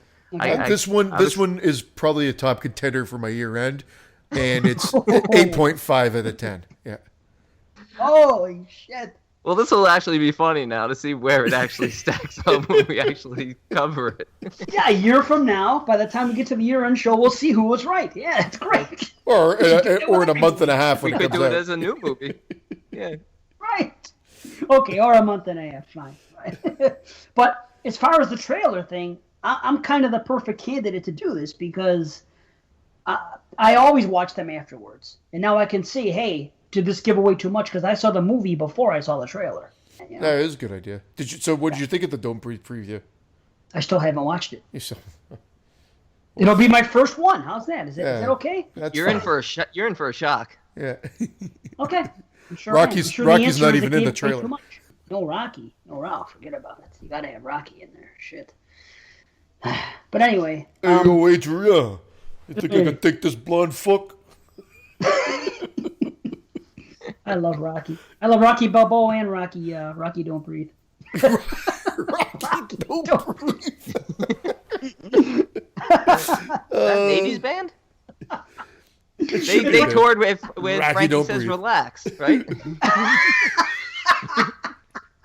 Frankie Says Relax, Rocky Don't Breathe. Double bill. It's like a hitman in like a gangster film. Hey, Rocky Don't Breathe, you know? Because when he finishes with them, they don't breathe anymore. Oh, shit. Now, here's one for all of us. Now that we're all found footage fans. There is a list that was put out there, and it's a rare found footage list. Let me check it out. I want to say that it came from Blumhouse. This is going to be our challenge. It's not that many movies, but I thought it would be interesting if we took this challenge, each of us, and just reported back on what we thought about the movies. So let me get to that. See what I have here. I believe this was like a 10 movie list, and it had some like random ones that I had never even heard of some of them. I think. Yeah. Same here. Same here. I was gonna say while you're looking for them, I was gonna say, and I've talked about this before, and I love doing this. And I mean, you have a whole show pretty much dedicated to it, but I would love to do shout outs of hidden gems, just films that are good that people just aren't either talking about or haven't seen. Most of the time it's that they're not talking about it. It's that they've seen it and it kind of gets forgotten. Absolutely. I mean, there's so many, and I feel like, especially a lot of films that are like fringe films that are sort of horror-esque, but not mainly horror, but would appeal to horror fans. Yes, you should do that. Yeah. Since you have so many. That could be a new Brandon segment this year. There you go. See, right off the cuff. Here we go. So here it is. I found the list. It is from Blumhouse. It says 13 lesser-known found footage horror films we dare you to watch. So I'm taking that as a challenge. So, Apocalyptic. Oh, you dare me? I'll watch them. Yeah, we dare. So here's what they are. What did you say? Did you say something, Christian? Apocalyptic. Oh, you have the list. Yeah. I do have the list. Apocalyptic. Okay, so go ahead. List them off. Apocalyptic, Delivery, The Beast Within. I've seen that. Exhibit A, The Final Prayer. Ghost Watch. That's from 92. Great one. Wow, that's way Great. back. You've never seen it? No. Have you seen it? Oh, it's awesome. 92. Okay. That preface, that's way before Blair Witch and everything else. Dude, this movie, it's basically what they did with when War of the Worlds was played on the radio, and they kind of punked everybody and people thought it was real. They played this movie on the BBC, and they used real BBC news anchors. And it was kind of set up because it was aired on Halloween night in 92. And they said, we're going to send people out there. It's like a ghost hunt type thing. This house is supposed to be haunted. We're going to go inside and do a seance or do this, and we're going to investigate this house just for kicks because it's Halloween. And then, of course, shit hits the fan. But they punked people, and people flipped out. Yeah, it said 30,000 concerned calls. Someone even committed suicide following the broadcast, so they never aired it again. Wow. Well, it's on YouTube. I know that much. No, that's where great. I saw it, Perfect. So prepared to die. Great. Someone committed suicide. Absolutely. Well, that's not great. Yeah, but I mean, like the great, perfect. I know. One less person thinning to the deal herd. with. Yeah. One less listener. Head case. Talk about an exploding body. 2007. Head case? Head case. Home movie. 2008. In Memoriam. Log Pigs. How can you? 2007. Oh, Long Pigs. Remember when a long time ago, we were asking about movies to cover and that almost won a vote on our page? Remember that? Long Pigs that kept coming up. Yeah. Yeah. Has anyone seen that one? No. I haven't seen any of the movies mentioned so far yet. Holy shit. Okay, continue. Manson Family Movies from 1984. What? I love those whats.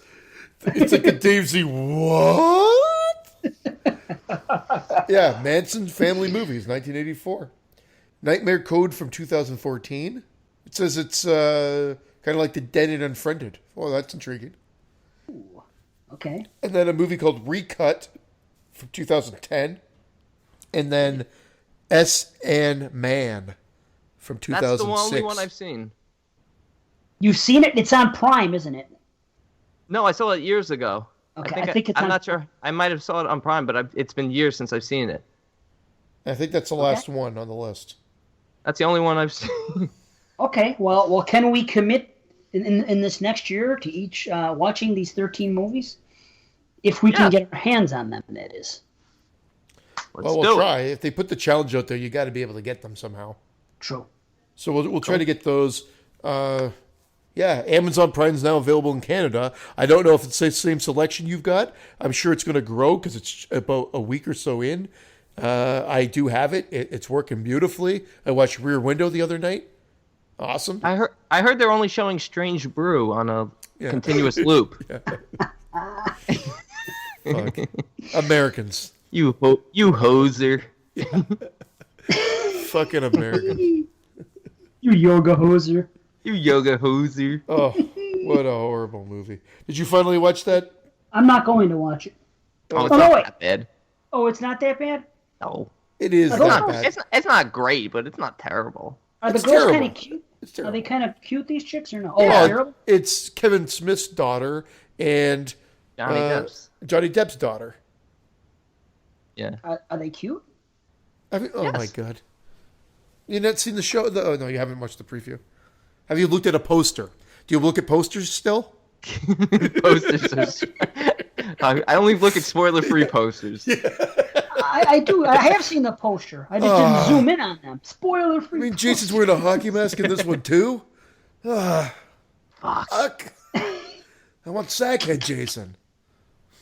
I want Roy Jason. Yeah.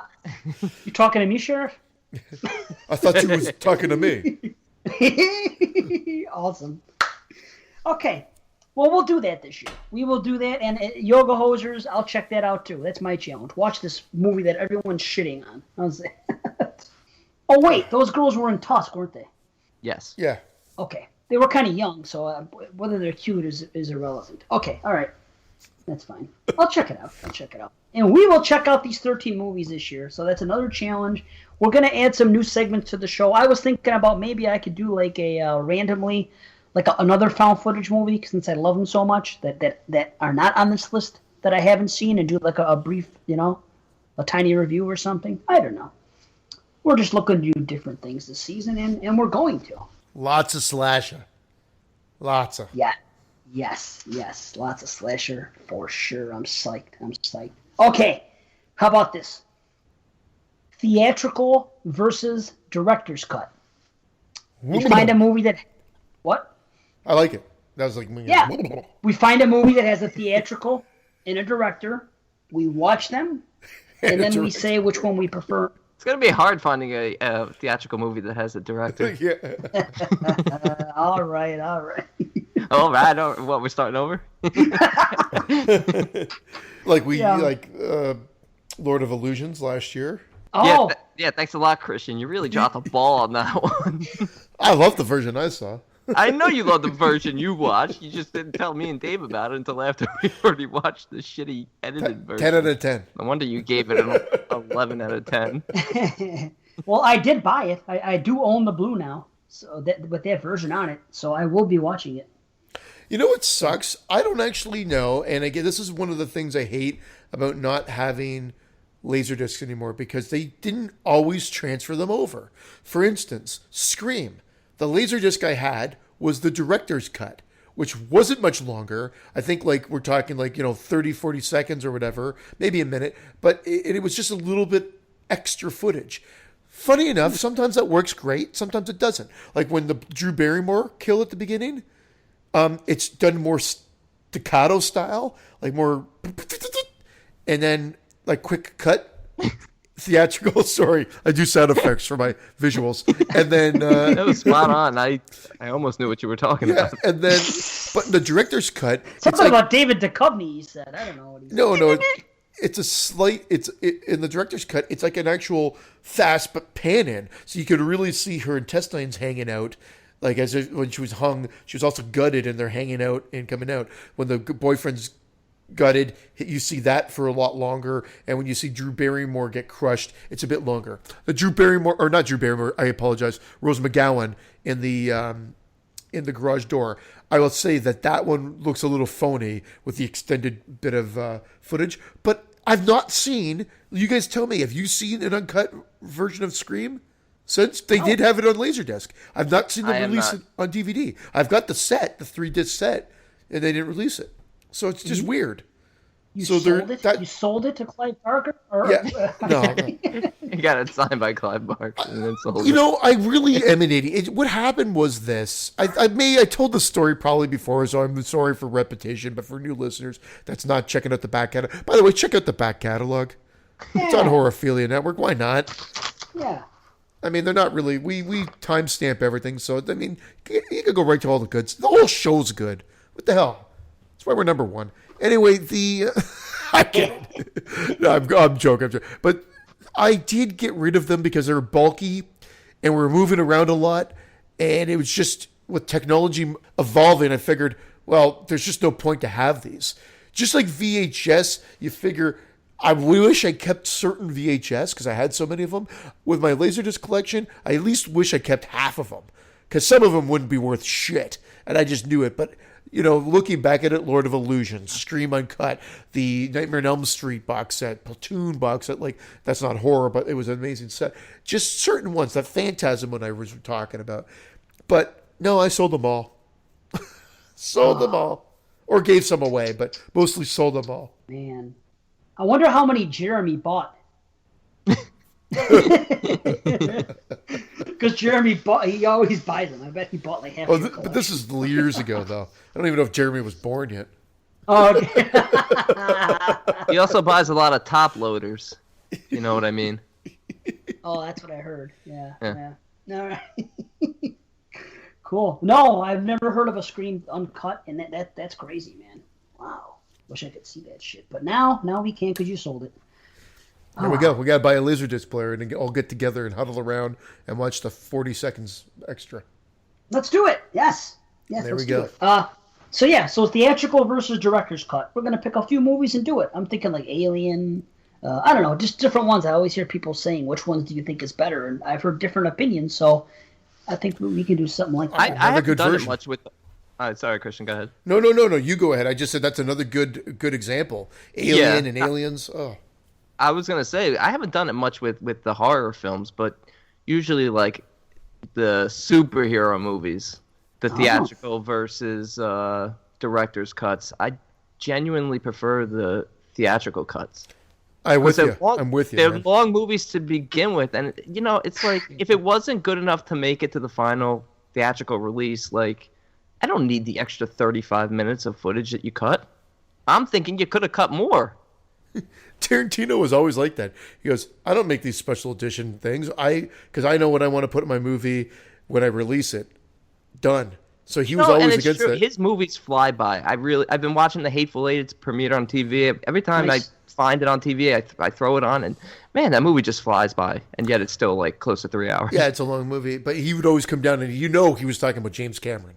Because, again, I brought this up before, but James Cameron had The Abyss. Then he came up with the director's cut of The Abyss. Then he had, like, Aliens. And he came up with the director's cut of Aliens, which put, like, a 45-minute scene back into the movie. I don't know if it was that long, but it was long. And then he had, like, every one of his movies, Terminator 2, name any one, he's got a director's cut that added a bunch more footage back into it. And 9 out of 10 times, they're pretty much better. The theatrical cut was better. Yeah, it's a way to make more money. And it for the exact same reason of what Brandon just said. And that's it. Now, if they offer both versions like they're doing now on DVD, like they're on the Laserdisc, because you could still skip things, they would give you the option of kind of programming it so that it would do the theatrical version versus the extended cut or whatever. But now with, Blue and whatnot, they're offering both versions. That's fine then, because you got the best of both worlds. Watch what you want. Yeah. It's the way to go. There was something I was going to say about the theatrical versus... You know what I was thinking for you, especially, Dave, since you were the most disappointed in it? 31. Oh, fuck you. Did you guys hear what happened? What happened? What happened? The asshole? Oh, dude, it's coming out on Blu-ray, and it's the theatrical version. Oh, God, I'm so... Really? I did hear about this. I brought it up because I thought it'd be a perfect film to watch both cuts. He's not releasing his cut? He has always released them directors except Lord of Salem, but Halloween and Halloween 2 were freaking the cut. The Devil's Rejects, he had his own cut. He even said to buy the Blu-ray because it's going to be... the uncut version or his version or this or that. Guess what? It's being issued now, and it's the freaking R-rated version. So, does he plan on eventually releasing it separately? I don't know, but now would have been the time. Because that's a shit move. I thought it was going to be both editions on the disc. Yeah, tell me about it. But no, it's coming. It's the same. It's the same version, so I'm not gonna watch it. Although it's on Shudder now, and I just subscribed, so maybe I'll try again. But that really turned me off to Mr. Zombie. After disappointing me with that movie, and then pulling out the rug, saying, "Oh no, it's not." I was ready to say, "Oh, maybe it's gonna be better when that shaky cam comes on. You can actually see who's getting killed on that scene and why with those clowns." But no, he's screwing us. I'm surprised because that was the big thing with that film. I know. With how many cuts it went through, that we were going to finally get the uncut version when the Blu-ray dropped. Yeah, I'm disgusted with that. And how about this Evil Dead thing? Have you guys heard there's an uncut Evil Dead remake now? What do you mean, like the one that came out a couple years ago? Yeah, the one with Rocky. The one with Rocky. Yeah, Rocky don't breathe. Yeah. Rocky don't breathe. So yeah, the movie with her in it. Here's the funny thing. I don't know if you guys recall, but Fede Alvarez said there is no other version of this movie. This is the version. Because let's face it, it was gory enough. That was probably the goriest movie I've seen at the theater in years. It was ridiculous what they got away with. But apparently now it's being re-released. And it's another version. After everything was said about it being, this is the version, there's no other footage, apparently, and I'm not blaming him, somehow, some way, some footage showed up somewhere else. I don't know how. That's why I said somehow, somewhere. I don't know. Isn't it a little convenient that now he's starting to become an even bigger name? I mean, even though Christian and I didn't like Don't Breathe, we are in the minority with it, and it was a huge hit. And now Fede Alvarez is an even bigger name. And now all of a sudden, this footage shows up, and they're going to release it, and it's going to sell well. And, I mean, that's fine, because it's always your choice whether to buy it or not. I'm actually one of the few people who haven't seen the Evil Dead remake. So that's what? No, so this is actually perfect that we're bringing all these things up, because that goes on the list of the new segments. Yeah. And we got another Dave Z what? Did you hear that the show Ash vs. the Evil Dead may even cross over with the remake, or because it's not, a lot of people say it's not really a remake, that it was Evil Dead 4. I can buy that too. Because that you do see the car overgrown from way back when. So like that's why they're saying that wasn't just like an Easter egg, that was like to allude to the fact that this was actually a sequel, not a remake. And I could buy that. They play it as a remake for the whole, and then they kind of give you that, and I love that. That's what I actually loved about it, because again, I kind of found it disappointing. I got to go back and revisit it, but I guess the show, they're saying there's a possibility of it mashing in the worlds together, which I think would be awesome. Wow. I would love that. I'd love the show. Yeah, I heard that it's everything I want. Everything I want from it. Absolutely, man. Totally agree. I haven't watched it all. I've only watched the first 5 episodes of season 1, and while I did like them, for some reason I just kind of stopped watching, and I don't know why, but I do. Yeah, and I feel like it only picked up. I felt like it was slow getting started, and then it just picked up. And the episodes are so short to begin with. Right. I mean, you could binge watch those in one night, pretty much. I plan to. I do. There's more I gore. heard that. I haven't watched the season. I was just gonna say there's more gore in that show than in all the movies combined. Yeah. Like, it's crazy. Awesome. Except the remake. It's not as gory as the remake. There's no way.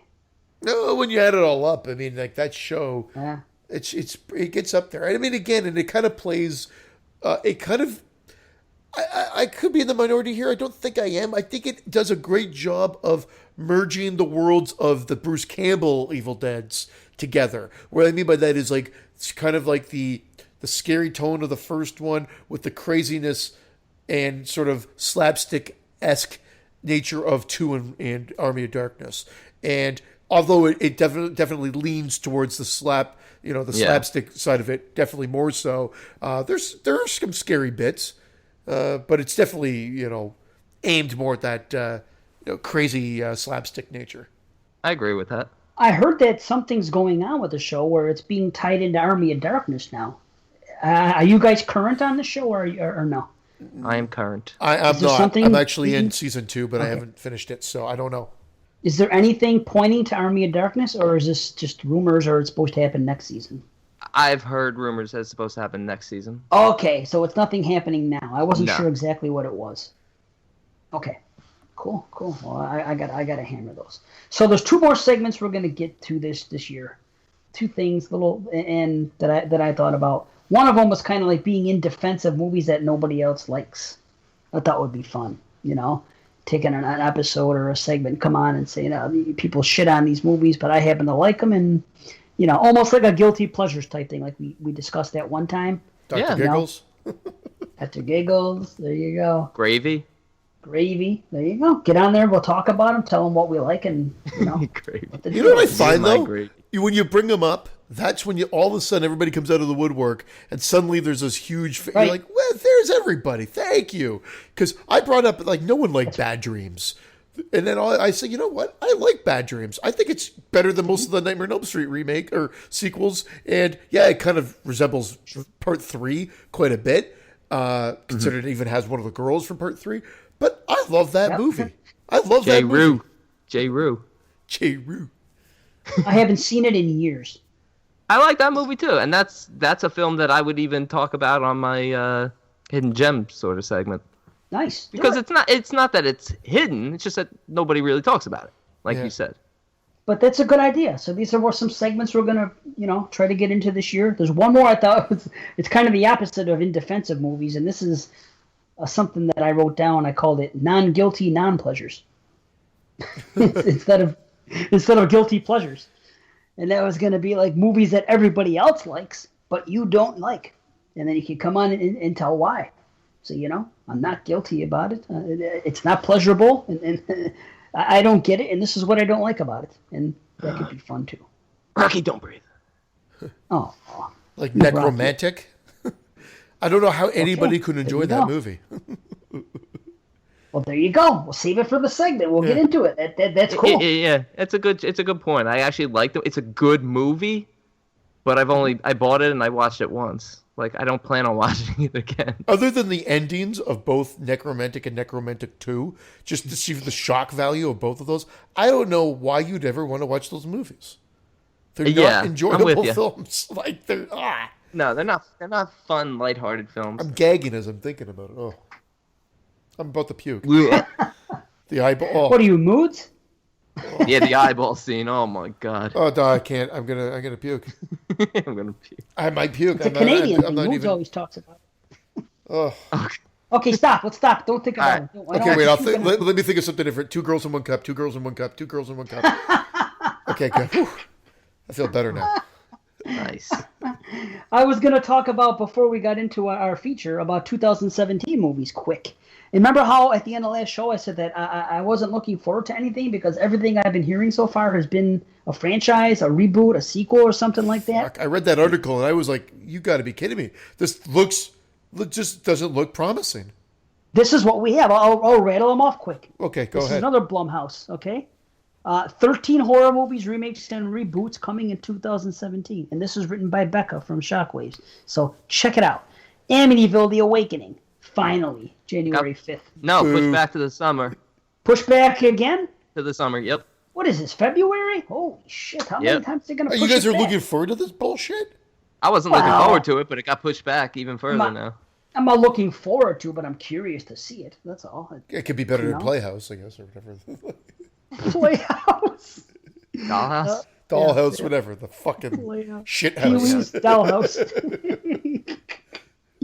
Yeah, it's got to be better. Although that wasn't such a terrible movie, but whatever. Rings, February 3rd. I thought this was supposed to come out this past year, but... Okay, I know. Same here. I know you wanted to fly through this list. You're not going to. I saw the preview for Rings. Yeah, it looks like shit. It looks like direct-to-video shit. Oh, Didn't you 100% think so, Brandon? agree. Yeah. 100% agree. The trailer was horrible. The trailer has me not excited at all for this. It looks god awful. Oh. Well, Ring 2 sucked, so of course I'm not excited for this. No, this looks really bad. Yeah, that sucks. All right, Kong Skull Island. Well, whatever. I think that's going to be pretty cool. That looks actually good. I mean, yeah, probably going to be a CGI fest. Yeah, it is. That's okay though. That's okay if it's done right. It'll be a cool theatrical experience. True. I actually did not hate Kong, the last one they did. It was just too long. But all the stuff on the island I thought was great. I like It was that all right. one. It was a little long. It was. Yeah, it was a little long. But the first half, I thought, when they were on the island, I thought it was kick-ass. I don't know. All those bugs and shit, those giant whatever the hell, they were freaking... That's scary to me. So, Alien Covenant, May 19th. Yeah, I Is don't Ridley know. Scott directing that? I think so, yeah. I believe Yep. so. I'll give it a Yep. shot. We'll see. Oh, The okay. Mummy. Oh my god. That looks like I a gotta shit admit, fest, too. I gotta admit, I like Tom Cruise in his newer action films. You know, Jack Reacher, some of the Mission Impossibles he's been doing of late, the Jack newer Reach ones. around. Jack Reacher around. But this Mummy trailer, it's exactly what they've done with all the other classic Universal monsters. They're turning them into the action films, and it looks terrible. It really does. I have no interest in it anyway, so I probably will watch the trailer because I don't have an interest in it. Because I'm never going to watch it, so there you go. This is one I'm looking forward to. I have a good feeling about this movie. Yeah, I like who they got to play. Skarsgård? Yeah, the brother. Yeah. I hope it's not good so I can just go, it was shit in my review. You can, yeah. Or you could just call it Stephen King's shit. Yeah. You know? There you have it, yeah. I can't believe they're making this one. Flatliners. That's the one they filmed in Oakville, my hometown. They used the old hospital. Well, then we have you to blame for this. Yeah. I said, I greenlit it. I don't know. Flatliners, I'm not sure. looking forward to a teenage version of an actually somewhat dramatic film. Yeah, I hope someone goes, today's a good day to die, and then someone just shoots them. Okay. that would be awesome. Sayonara, fuckface. You know who does shoot him? Kiefer Sutherland shoots Yeah. him dead right when he says Yeah. awesome. You got 24 hours to catch me. Crossover. Nice, exactly.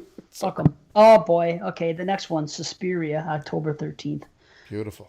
Can't wait. All right, we can't be quick to judge on this. This could be stylishly a very beautiful film and a very beautiful homage to the original.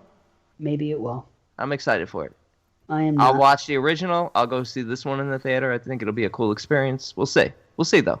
Yeah, I'll grin and bear it. Maybe I'll be pleasantly surprised. I won't be a complete negative Nancy, but I'm just... I mean, we love- haven't seen anything for it yet, though. I mean, with some of these others that we're bashing, we've seen trailers for them, and honestly, just based on the trailers, there's just nothing there. True. Okay.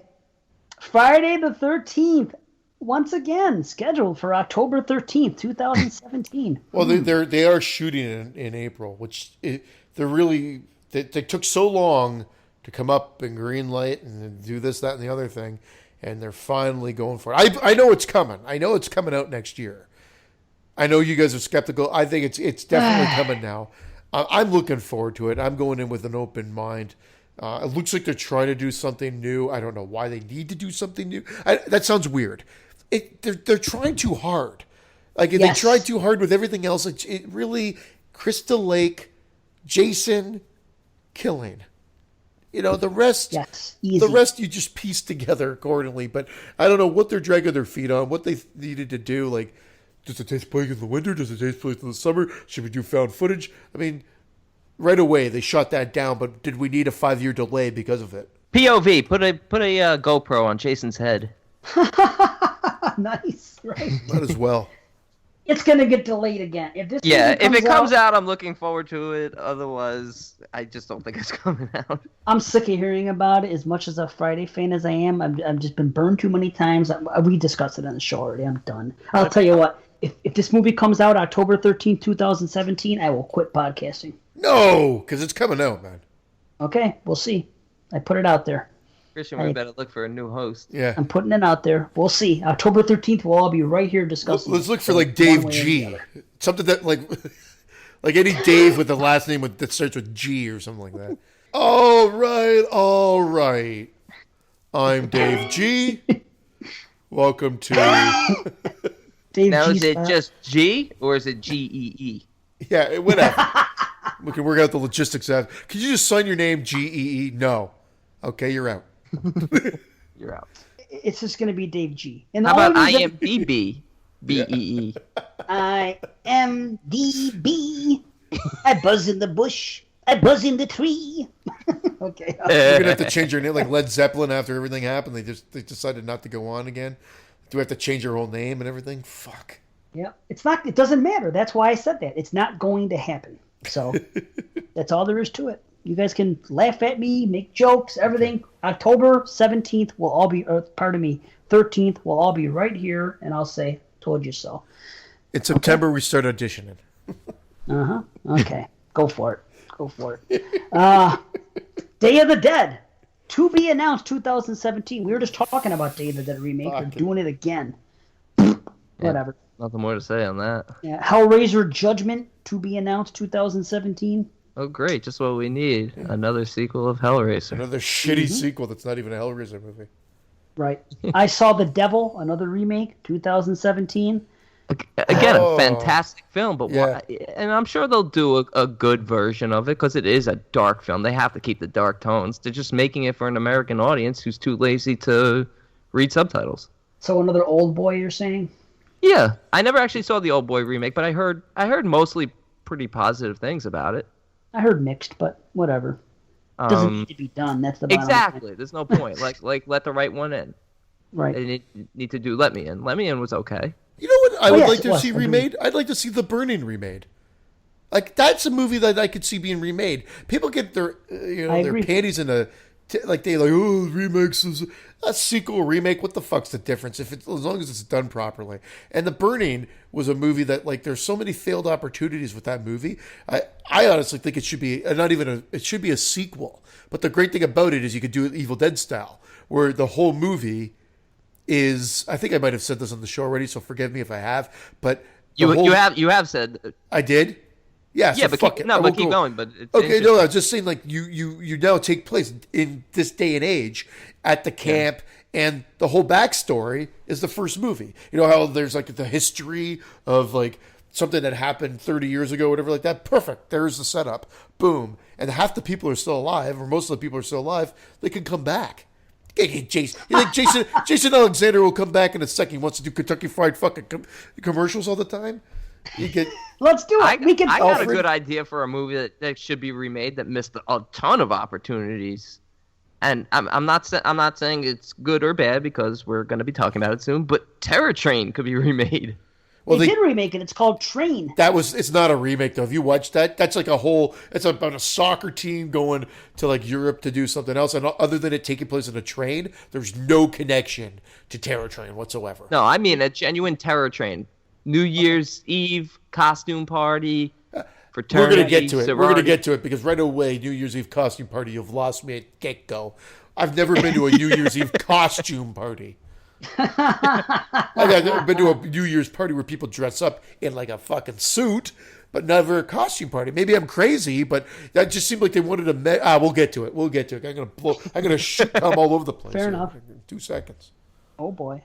Yeah. Well, stand back. Speaking of shoot and come, a remake of I Know What You Did Last Summer is also coming this year. Well, I guess they couldn't. Maybe it'll be darker.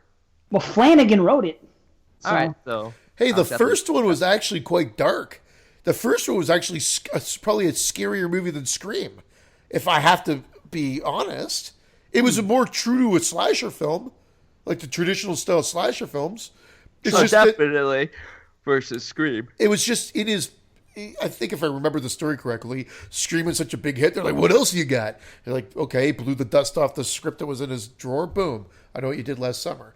But that played like a fucking 80s slasher movie more than Scream did. They just needed, they PG-13 did a little bit. Like they needed, probably a set of tits and a little bit more gore. But that's what I mean by darker. Some areolas.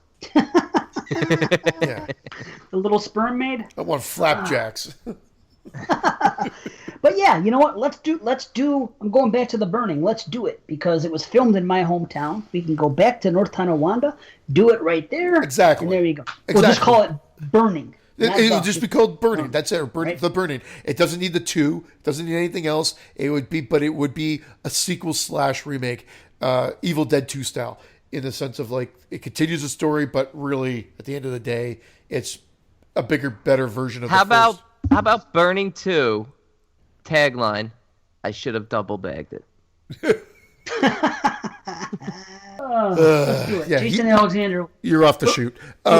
Yeah, get the Weinsteins on the phone.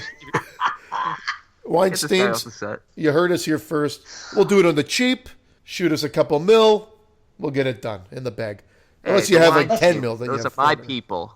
That's true. You probably got some juice. You're back on the shoot. You want the You're back on the Weinsteins? shoot. Yeah. I'm back on the shoot. I want the gotta keep it Goldsteins, into the Weinsteins. I want every Steen. Any kind of Steens. The Frankensteins. Anything. I want Goldberg. Can you call Goldberg? Can he be in the movie? Goldberg. Dr. Lipschitz could be the unset medic. I don't care. Let's get this fucking thing done. It's pronounced Frankenstein. Oh, shit. Awesome. So, isn't that odd that all these freaking movies are coming out in 2000? We had so little remakes and sequels and prequels in this past year, and it was a good thing, I think. And now we had an excellent year of 2016, and all of this is coming, and I don't know what to think about it. It just... And now Underworld is coming out. They're doing another one of them freaking Underworld. Another Underworld, another Resident Evil. It's all sequel. Yeah, there's a good chunk of them. Hopefully there will be just as many, triple the amount of original ones coming out as well. But it seemed like 2016, like, don't get me wrong, we had Cabin Fever and Martyrs. And, depending on how you want to argue if it was 2015 or 16. But for the most part, it was originals. Yeah, it was great. But we're gonna get some good ones. Look, I don't know a ton of stuff that's coming out, but I'm looking forward to the Bad Batch. We're getting that new M. Night film, which looks really good, with what's his name? Split. James McAvoy. Oh, okay. Where he has Split, where he has multiple personalities. Oh, in fact, what's her name is in it from The Witch. Anya. Yeah, she's one of the girls. The bowlers. That's right. Yeah. What? It's a bowling movie. Oh. Yeah, it's a sequel to freaking Gutterballs. Yeah. No, it's a sequel to Kingpin. Roy Munson is going to be back in it. Oh, shit. Nice. That's coming out in January, Split. Yeah, but it looks really good. It does. And there's another one coming out called The Bye-Bye Man with a ridiculous name, but it's coming out in January. Have you heard about that one? I saw that. It's a terrible name, but it's kind of... I don't know. I'll give it a shot. It's PG-13, so I don't know. Can't crap on PG-13. No, I don't automatically crap on No. it. I'd lie if I said I was... if it does kind of temper my enthusiasm a little bit. Definitely. It's not easy to do. Yeah, that comes out like right at the beginning, January 13th, I believe, 2017. Yeah, that's the dumping grounds.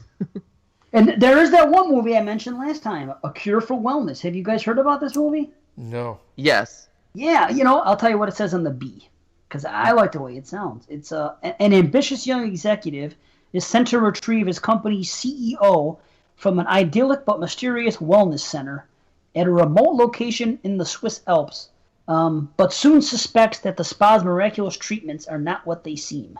Well, it's directed by the guy that did The Ring, I believe. Gore Verbinski. Yes. Yeah. Back to him. So that's one. For some reason, I have a good feel about that movie. Is it really a horror film, or is it like going to be? Well, we'll see. I don't know.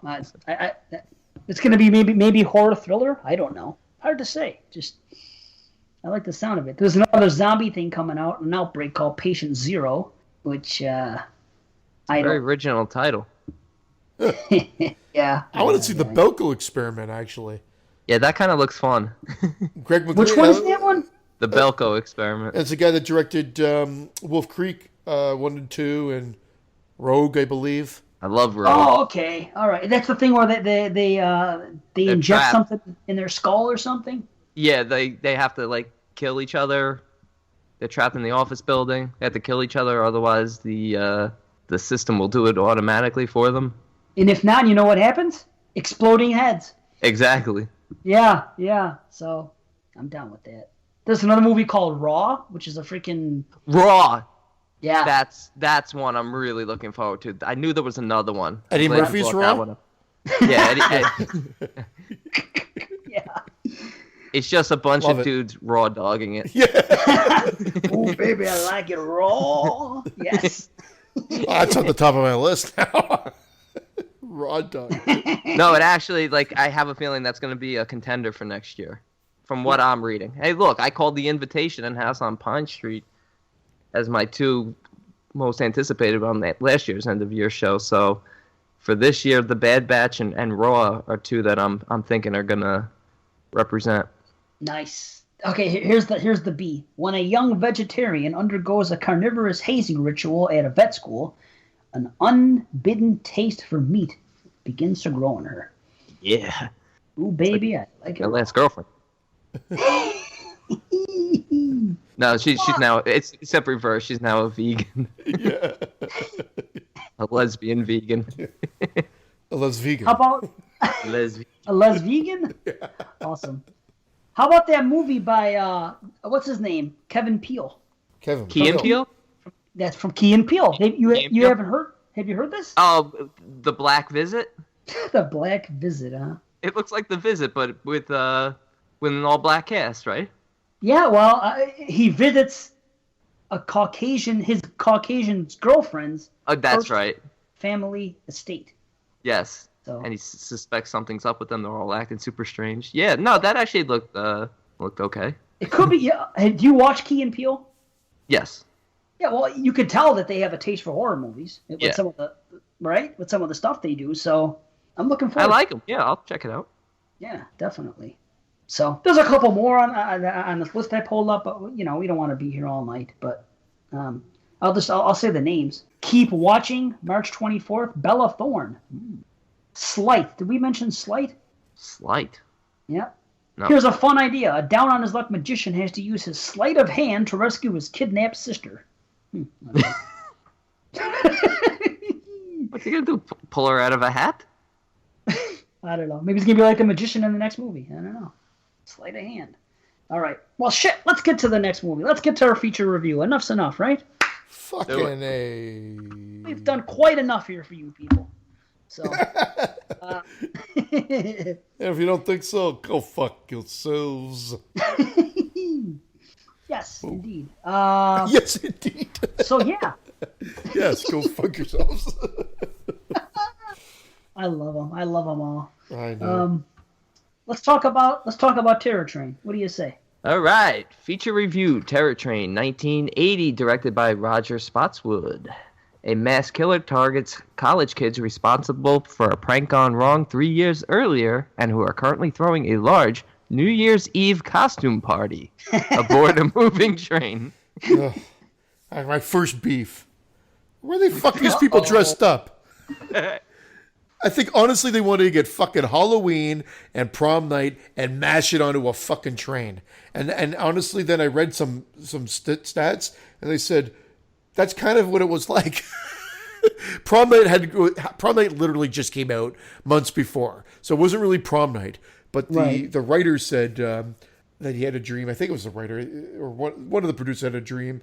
That was Martin Luther King. Yeah, Martin Luther King had a dream, yeah. That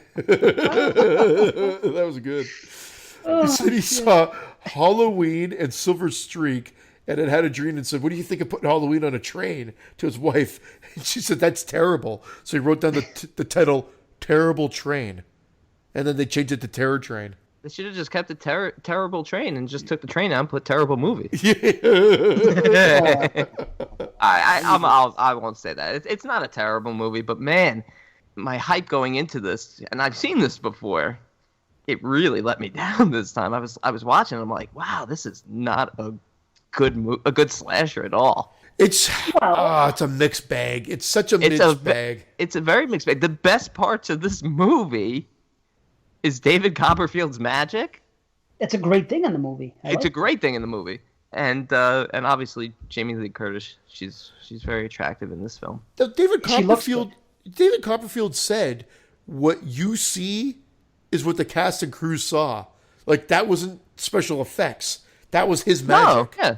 That's his magic, and it was awesome. Like, honestly, if you didn't have him in it doing the magic for 50% of the movie, it would be an utter bore.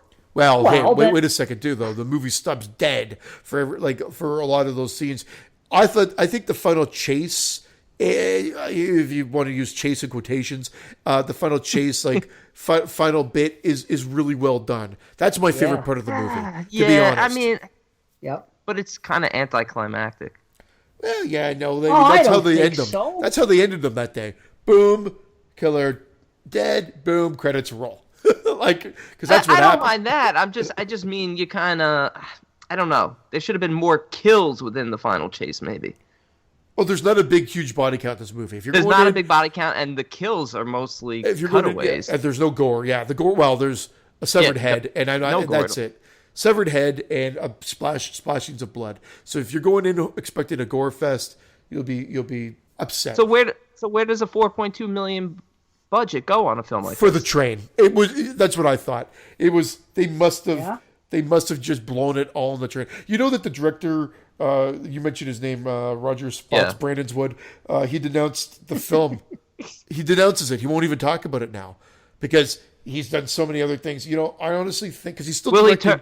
Will he talk about Turner and Hooch? Yeah, that's what I'm saying. He should be more. I love Turner and Or Hooch. no, he should be more. Turner and Hooch? I barely know her. Air America, Stop Her, My Mom Will Shoot. Those are the movies you should be ashamed of. Stop Her, My Mom Will Shoot. Not Oh, this come movie. on. Yeah. Right. But All hey, right, so it was another obviously- Canadian slasher flick.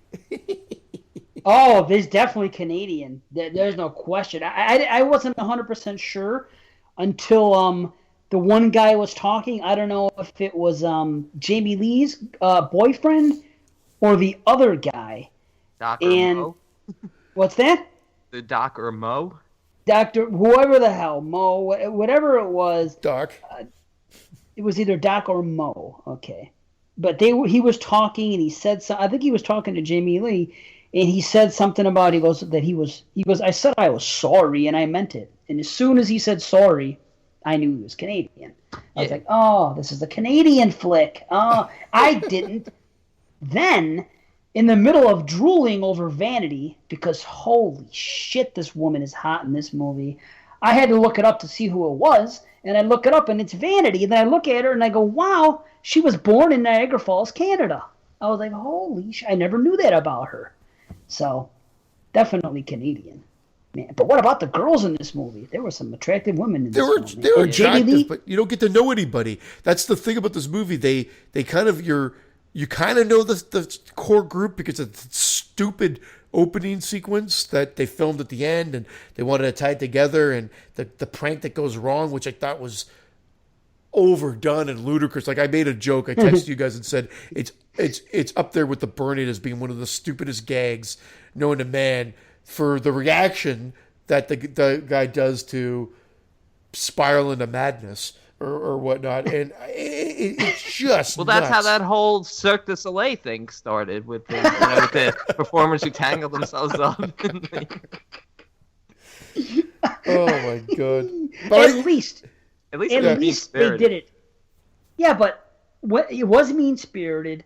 But at least when he did it again in the end for the Yeah. reveal. So it's something that he does because he has some type of mental, something's wrong with him. So Kenny Hampson? Kenny Hampson, He reminded me of one of the characters from Just One of the Guys. yeah, it's One been a of long the time. nerds from Just One of the Guys. Nerds. Yeah, You I guys think it might have been the ones that they try to separate. Remember yeah, that? oh, them. Yeah, that's right. Oh, those ridiculous. Yes, ridiculous. I think old school fans, Dave, you said it the last, on the Maniac Cop show, that nostalgia. That's the only way you can like these movies. Nostalgia plays heavy on this one, I think, too. Don't get me wrong. I didn't hate this movie, but I will tell you this. We were going to do it for TGAF 13. Vince and I even watched it beforehand, and Vince was intrigued to watch the rest of it. I fell asleep while we were watching it in prep that time. I fell asleep while I was watching it last night, about the 25-minute mark in. I fell out cold, and I put it on at 9:30 at night.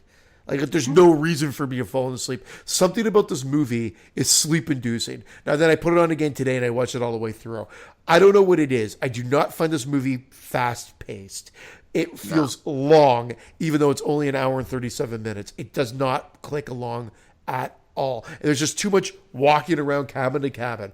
Oh, what's going on here? Oh, what's happened here? Oh, you guys are drunk in this one. Oh, there's magic going on in this one. Oh, there's a Loch Ness monster looking like guy getting his head bashed into a window here or a mirror here. Oh no, he's not dead. He's okay. Oh wait, no. That's the. I don't want to get into all spoilers or whatever like that. No, but the train conductor all of a sudden becomes Sherlock fucking Holmes, and he's just investigating the whole movie. Like, shouldn't you be operating the freaking train? Yeah. Like, I was definitely like, a lot of people like this movie, and there's naysayers as well too. But I find it very middling. It's not a standout one. By any means, I don't find any of the kills, and maybe it was focused on the kills, but this is what these type of movies were about. And so when they don't deliver on that, then you've got to look at the other things. And I don't actually think I don't think it was very suspenseful. I don't think the twist was all that great. I don't. Yeah, the twist, I do. The twist really isn't that great. Oh, I love it for watching it now, because you could really, a movie fan can spot it now. I think if you show it to people for the first time, they can kind of figure it out. No, not until you see something just doesn't look right. You know what I mean? something's just up. You're like, wait, Never even occurred to you. But they always have tall women in things like models. Forget that the biggest flaw about this is the whole prank takes place 3 years earlier, which means they were freshmen when they did the pranks. Yeah. So now they're seniors, and how would they be freshmen? How would they be in a fraternity as freshmen in their first semester? Maybe they were sophomores. Maybe this is, like you said, 3 years later. 10, 11, 12. I don't know. Not 10, 11, 12. I'm thinking of freaking high school. But you know what I mean. I don't know. See, now you're nitpicking. This is not a nitpick. I thought about this instantly. They were freshmen. So what? Because the two pledges that they were hazing at the beginning are the same age. Kenny and the other one who they were saying get laid, who was doing the whole like if I become your senator speech, you know. Yeah, but there you go. That's the answer. They hadn't gotten laid, so that's why they weren't in the fraternity yet. They had to wear those freaking colored yarmulkes. The leaders in the fraternity yet in December of their freshman year. Who said that they're leaders? They're just members. They don't necessarily have to be leaders. Because remember, they said they were there 3 years ago. But because they got the new kids now, they were talking to them saying, oh, yeah, well, this was a few years ago, this happened, and we heard that this happened. They said, you guys were involved in that? Remember? It seemed like a major flaw to me. Did you even care about any of these characters? I did not care about any of them. That's the thing. Like, they set them up too quickly, and then all of a sudden they're already drinking, and Groucho gets stabbed, and then the mask is being used, and you're not sure if the mask is kind of creepy, but also very goofy. So it kind of works, but then they kind of disregard it halfway through the film. Then the killer puts on a different mask for the end part. You're like, well, why did they just put the Groucho mask back on? Like, I thought no consistency at all. Yeah, he was wearing the lizard mask, and he was wearing what, the old woman or whatever. Yeah, it was great. I didn't like all the costume changes. I thought it would have been good if it stayed with one. Oh, see, that's what I'm saying. I hadn't had a chance to say, but when Christian said, you know, it's a costume party on New Year's Eve, and you know why? And I'm thinking that's the reason. So we actually have a killer that can change costumes and do different things. You've never seen that before. This is 1980. You never saw that shit. He should have gotten rid of the Groucho mask after the first kill, because he does wear it for half the movie, and then then changes and then pops up in something else. I don't know. Like I hear where you're coming from, but no one really saw him in the Groucho mask. So what's the point of changing costumes? Well, because to pull off the gag for Lizard Man. Sloppy. It's sloppy to change. He knew at the exact moment to change, go back, clean up, lay down. So it's fun. Wait, now hold on. I was like, what? No. Let me straighten you out on this one. Number one, it's fun to do, but number two, he was trying to play Lizard Man to seduce that other girl. Because remember, he had a list of the people he wanted to whack because they were the ones that wronged him in the prank. Well, he didn't have to do anything. It didn't matter what costume he was wearing because they were all fucking each other over. The worst group of friends I've ever seen in a slasher movie. Yeah, you don't care. That's what I'm saying. You don't care about anybody. Don't give a shit. They all suck. Yeah, they all suck. They all do. Well, I like the really. I like Jamie Lee and her boyfriend. I don't think anything was wrong. Mo was kind of Mo was you drunk and trying to that other chick. Pet for a while. Yeah. No, Pat was all over him. He was trying. Yeah, to he get turned her avoid- down, but he wanted to have some fun with her. Well, he's a fucking college kid. He was still trying to, for a college kid, he was doing a good job of pushing her away when she was trying to get up on him. I'll give him some credit. Shit. I would have slept with Mitchie.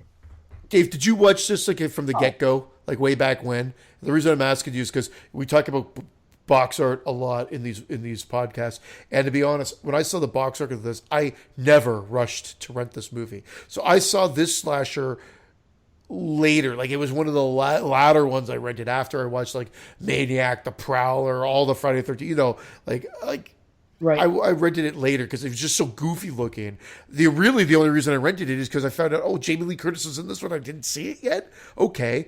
And I know you're not a fan of Prom Night. It's funny because I read a bunch of people say, well, this is way better than Prom Night. No. Prom Night's way better. Prom Night's way better. Yeah, Prom Night's a better movie. Really? See, Prom Night's boring. Prom Night is a way better. This film doesn't even have good music in it. Oh, it has your standard slasher shit from 1980. Too cheesy. Just nothing that really gives it that suspense, that slasher suspense. And you guys, they have it on the train. I don't think it takes advantage of the setting at all, really. Like, no. They don't take full advantage. There's no, okay, maybe it might be cliche, there should have been a chase at the top or something. But if you're thinking all this money, all this budget, they just do not take advantage of the claustrophobic nature of the train or just the fact that they're on a train. Like, at all. Like, Except I don't think... at the end. I know. You're right. Yeah. I agree with that. I do agree. But this is still 1980. This is when they were still something new. You know, they were... It's just... I think that they were really trying to cash in on Jamie Lee after Halloween. And Halloween was not a gory movie. So they were trying to make it Halloween. They weren't trying to make it Friday the 13th and be that type of slasher. Because let's face it, it had only been out a few months. Maybe they could have wrote it and thrown it together after seeing it. But, I mean, for the time period you're looking at, it's just a slasher. If it would have come out 2 years later, there probably would have been more gore. There probably would have been some different things. But for the time period it came out, I enjoy it for that. I'm not comparing it to the other stuff. It's just, it's not fair to compare. Do I think it's a great movie? No. But I just think there's a great movie in the concept. That's why I talked about a remake of this film, because like Christian said, I think they can use the train so much better. I think there could be obviously more gore, better developed characters, and certainly you cannot go with that twist again. It's too I don't even want to spoil it and say which movie I'm thinking of, but it's a part 4 in a franchise that I like. I think it's a great twist. I love it. I love that twist. And at that time, for 1980 especially. No, at the time, but it doesn't work today. And there's so many better options. Like, dude, I mean, they use the red herring in this movie is there's literally the best. But the main red herring in this movie is literally the best part of the movie. Yeah, that's true. And maybe they tipped their hat too soon. Do you think that they should have waited till the end to discover 5 minutes before, oh, so-and-so practiced magic, and then this happens, and then maybe have a swerve? You know, because they kind of did it at the beginning of the third act. Which I'll give you credit. It's weird. I don't hate it, but it just, oh man, like it could be so great.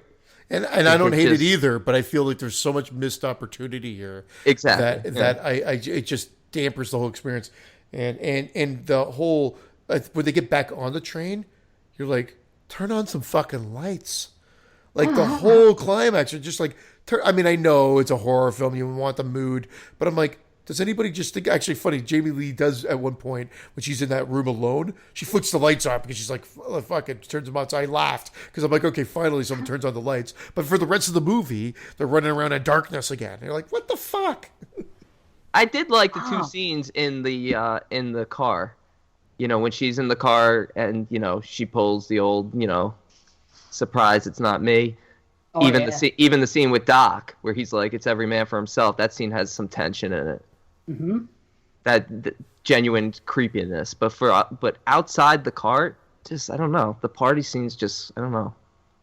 I like the. You didn't like the dialogue? You didn't like the banter with the kids and shit? It was standard slasher fare. It was very average. Yeah, it was average, but I don't know. It's the charm of this kind of... I've seen a lot of slashers, and a lot of them... Well, let's look at Friday the 13th Part 1, which we love. What are they talking about? Fucking Monopoly and making coffee and bullshit half the movie. I mean, I'm not saying that this is better by any means, but they try different things here with the party atmosphere. I can forgive the dialogue if the payoff was better. I can forgive it too, but I don't look at it as a negative necessarily. A lot of slashers just have that when you got kids partying at that age. It felt like filler for such a short movie, like Christian says. It Yeah. felt like just a lot of filler. It's This movie could have benefited from 15 minutes taken out of it. Yeah, 15 minutes trimmed. Yeah, a lot of the conductor, Ben Johnson's character, Carney, walking around, and he was actually one of the better parts of the movie. I actually liked him, but it was kind of ridiculous. All of a sudden, he's he's this detective, but I actually liked his character. He was actually a genuinely good character. Yeah, I was gonna say he wasn't one of these creepy guys like we see in all these other slashers. That's like, oh, right. Like they didn't make him a red herring either. Yeah, they didn't make him a creepy older guy. He was actually, thoughtful. Like he's like your friend's dead. Yeah. Like you take a breath. I agree. They could have trimmed. It could have been trimmed by at least 10 minutes. If they trimmed it by 10 to 15, and I know they were going for this, Dave, but because this is what I want from it, the killings were a little bit more graphic for the fact that it is a slasher film. I agree. That could have jumped it up a couple of points. Yeah, it definitely could have. If these would have been gory kills. Could have made it perfect, maybe. I don't know. Although that opening, I still don't like it, but I'm forgiving of openings like that.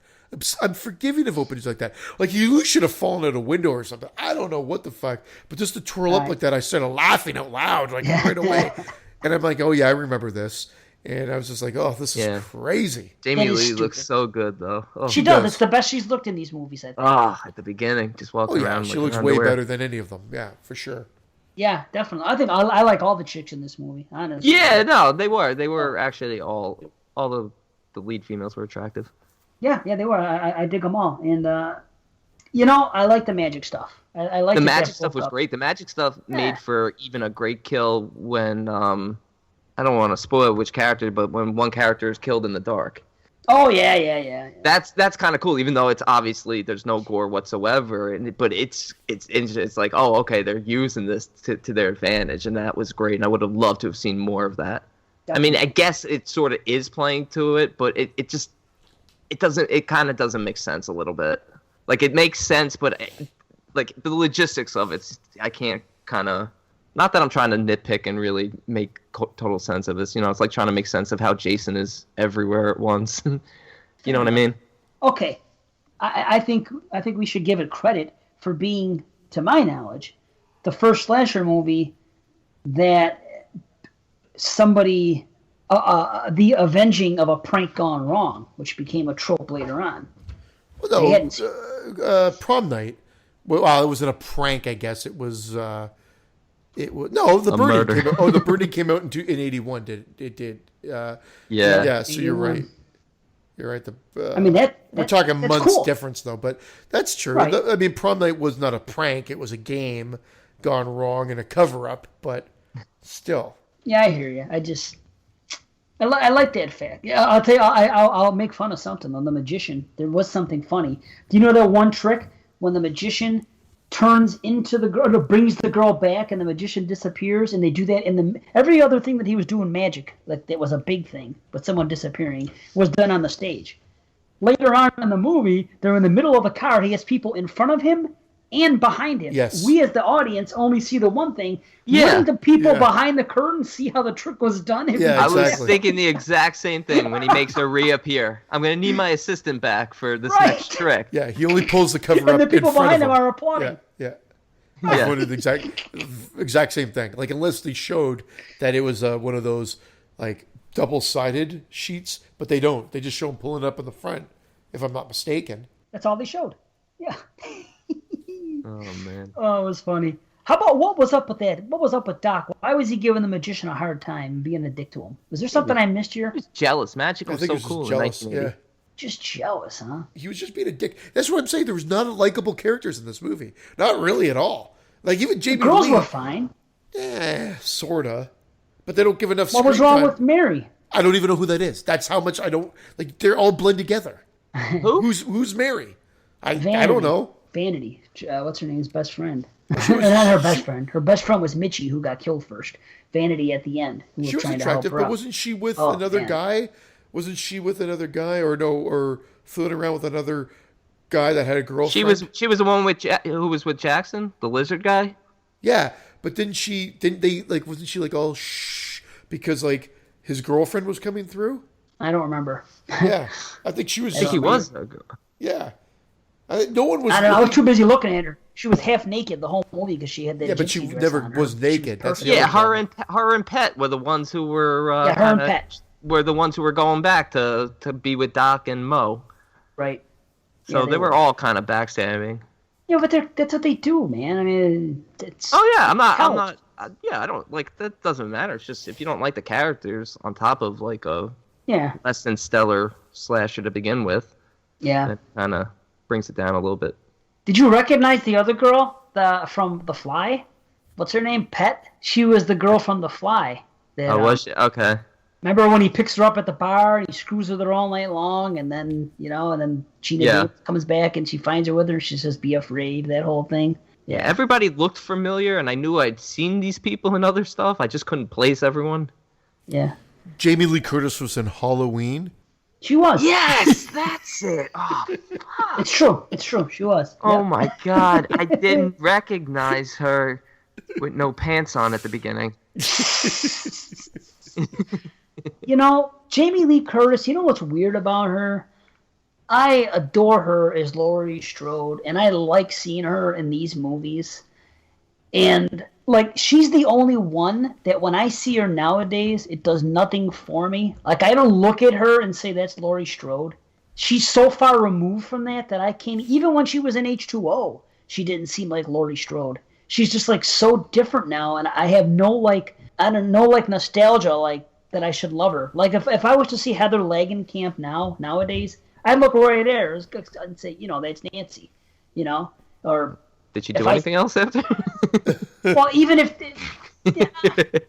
Yeah, but that's not really the reason. I don't know. I know what you're saying, but, I mean... It's just weird. It's a long time ago. It's, we're talking almost 40 years ago since Halloween.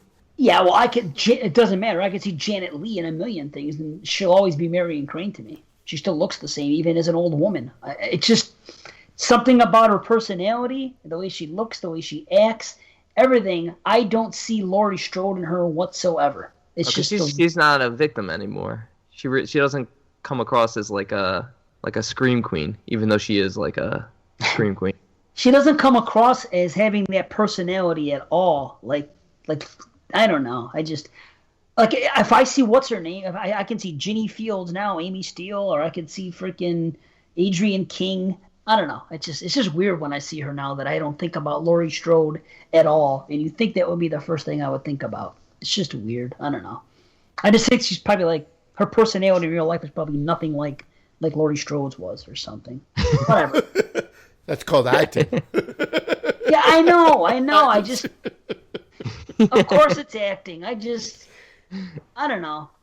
You guys don't see what I'm saying with her? Yeah, maybe that makes her the best scream queen of all. I just don't have like the love for her that I thought I would. Like that I don't know. It's just weird. I don't know. I guess I'm alone in that. I feel weird about her. Like I love her. Do you? Don't you love her watching Scream Queens? No. I mean, she's good at what she does. I think she's fantastic. I love her. She's great. She's good in that role. I just think that character is probably more like what she is in real life. I just don't see Laurie Strode at all when I see her, and I should. That's because she's the badass now. She's not the girly victim anymore. She's the take charge. She's more of the killer now. Yeah, I know. It has nothing to do with being a victim or not. It's just something. The personality of Laurie Strode is just something. Laurie Strode was what, like 17? I don't know. Forget it. 18. I know what you're saying. I'm just disappointed when I see her now. Even when I see her in this movie, I think about Laurie Strode. You know what I mean? She screams and everything. There's, of course it's because she's the same age or closer to that age, but I don't know. Maybe it's ever since she cut her hair. I have no idea what it is. For the listeners who can't see, Dave is doing the thinking man on his bed. So yeah, Prom Night came out in July, and this came out in October. Man, that's freaking wild. Well, she said that she did them back to back. One in Toronto, one in Montreal. And The Fog came out in February. Man. Wow. Right? So you know what? She wasn't even she did Halloween, and then she didn't work again until she did The Fog, which makes sense because she wanted to work with Carpenter again. Then she did Scream Queen for freaking 3 more movies, and then she was out. Man, that's wild. It's weird that we don't have any girls like that nowadays. You know, like one girl that does like 4 big movies in a row, like slasher. Well, you're not going to see 4 slashers in a row, I guess, these days. I guess Emma Roberts should be the closest thing. Yeah, right on. That's true. Keep cranking them out, Emma. Right. Or that girl in Darling now, I guess. Oh boy, my God. How can I forget? Lauren Ashley Carter, man. Yeah, she is doing a lot. Yeah, she is the new Scream Queen. Nice. So what do you guys think? How would you guys rate it? Yeah, how would we rate this? Shit. Well, I'll go first. I have it. Okay. I gave it a 6 out of 10. I said good setting, but just doesn't take full advantage of it, and it just feels long, as I said before, at 1 hour and 37 minutes, and just not enough gore for the type of movie it is. Again, gore is not everything. However, this is an R-rated slasher film, which it doesn't feel like. Yeah. Yeah, not at all. I give it a 5.5 out of 10. Oh, okay. Not bad. You guys, the way you guys were talking, I thought you were coming in lower than that. So, well, no, I like what it was trying to do. It's trying to be suspenseful. It was trying to be good. I just don't feel like it delivered on all that. Sorry, and I didn't mean to cut you off there. But that's why, I was coming down on it because, I wanted so much more out of it. But it really was just, here it is. Yeah. And I was hovering at the 5.5. I'm like, no, it's better than that. But it's just not. It doesn't get into good to great zone. Yeah, but it had potential. Yeah. Yep, it definitely could have been better. I'll give you that. But there's still some things I like. I like that they had the presence of mind to get off the train right before the 3rd act. You know, that usually in movies like this, something's happening and they're telling that they might say something and nobody believes them. But in this, things are discovered first, right? And they get off the train, and they address it, and then they can't find it, and then there's a mystery. They go back in, and they have the other mystery of the magician reveal and this and that. And there was just some things that again, it was one of the. And that speaks to the conductor being a good character. Yeah, the conductor. Was not one of these guys who the kids come to him, something's happening, and he's like, "No, go away, you're drunk." He was the one who actually sought it out, which was weird, but overall, he does all the right things. Right, man. Yeah, and I like the fact that he had different masks, even though you guys didn't. I thought it was interesting. I don't know. It's something that it didn't hurt it for me. It just, you should have stuck with the Groucho mask. Yeah, consistency, man. Yeah, fair enough. I don't mind the switching. But anyway, you know what? I'm at 6.5, so it's not like I'm coming in crazy high or anything. I just, yeah, okay. I do enjoy it. I just felt like I was much higher on this film a few years ago. Well, I'm going to be watching Prom Night again this year, of course, because it's the slasher year. So and Prom Night's one I've always enjoyed, even though people genuinely come down on it. So obviously we're going to be revisiting most of these slashers. So I'm looking forward to rewatching Prom Night, and hopefully that one holds up. Well, because a couple of them that I've watched recently, I was very bored by the Funhouse watching it again. Oh yeah, the middle is freaking very boring. Oh my God! But I remember being so high on it, and then watching it again, I was like, "This is really boring." It's weird too. If you watch them alone versus with people, you can have different reactions to them. That is true. Absolutely, Definitely. Slashers especially, because if you're slashers, like if the 3 of us were in a room watching this movie together, we would be cracking jokes at the people on the screen and the way they look, some of the things they do, just like we do here, and you have more of a fun time with it. But to sit there and analyze it and watch it, by yourself in front of your television, it's different. You have a different experience. So I try to think about that when I'm watching the movies, about like the goofy, like what I was saying earlier about the dialogue.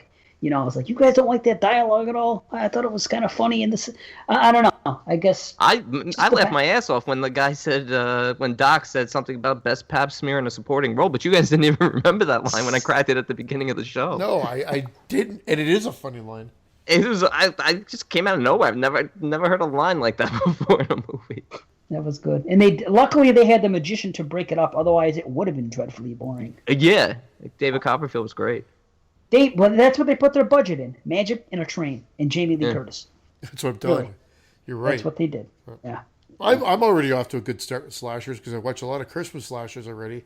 Nice. I've done Silent Night, Deadly Night 1 and 2, Silent Night remake or reboot or whatever the hell you want to call it, Black Christmas, Black Xmas, obviously 12 Good Night, All Through the House, Christmas Evil, and of course Terror Train, which is not Christmas, but it's New Year's.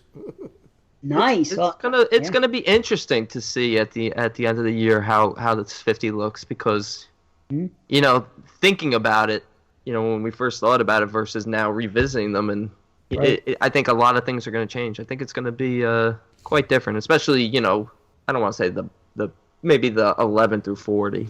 Maybe when you get to the top 10 slashers, obviously you're going to see some classics show up. Of course. Yeah, but it'll be fun. It'll be fun to see all these slashers. But these Christmas ones, were any of these first time watches for you, Christian, or no? Well, just All Through the House, of course. Oh yeah. The new one. Did you like it? It was okay. It was, I would say, the only thing that made it above average is the gore. The kills were pretty gory, but the low budget, it was just that low budget really brought it down.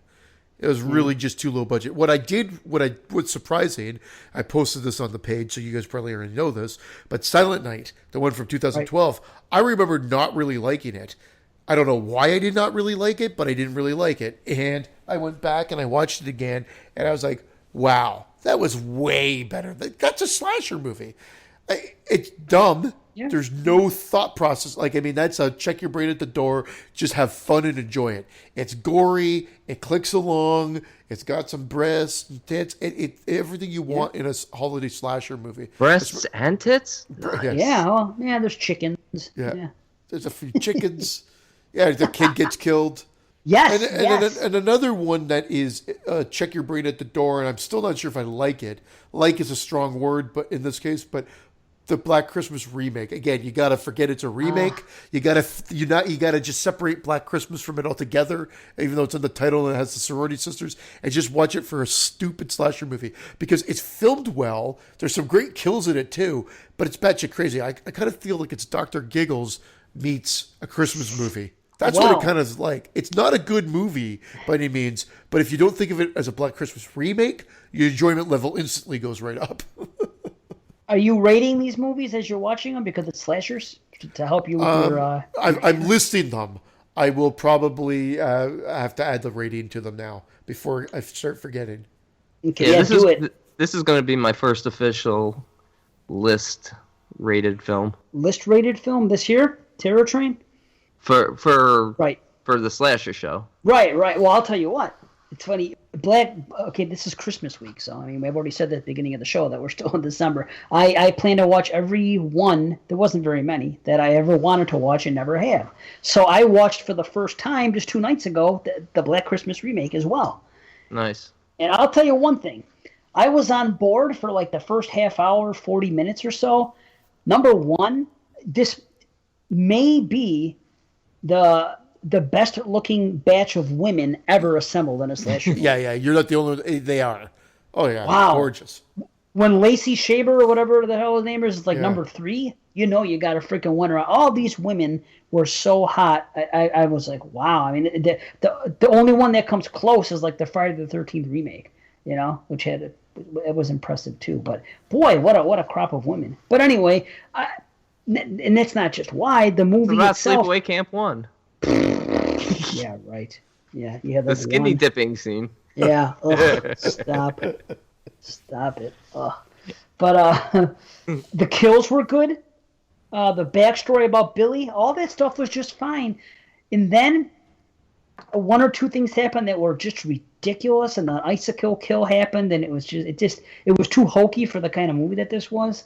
And then one thing led to another, and I just fell out of it. Then, the third act is in a hospital, and it just the whole end part's dumb. Dumb as can be. Dude. Tacked on, dumb. They needed more time. The only not the only, but one of the first things I noticed this the very first time I watched it, because this is like the third time I watched it.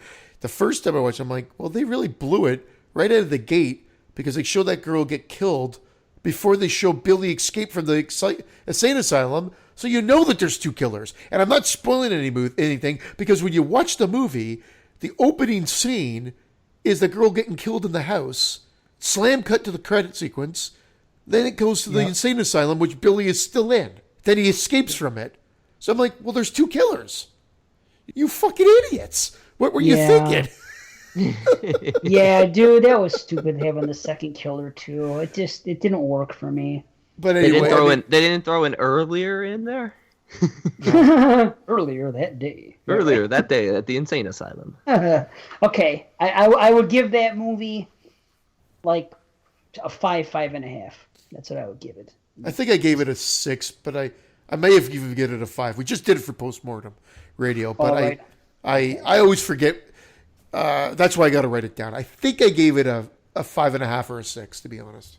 Dave, did you see that list? Well, I sent it in the chat with both of you guys. Did you guys see that list I sent you of slashers?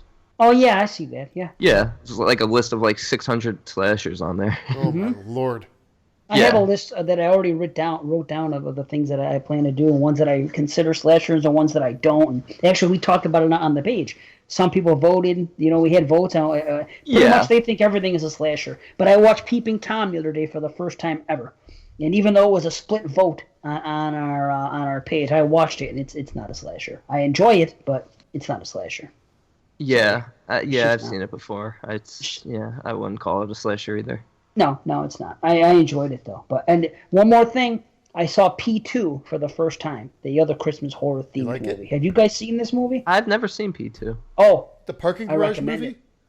Yeah. Yeah, with Wes Bentley or whatever his name is.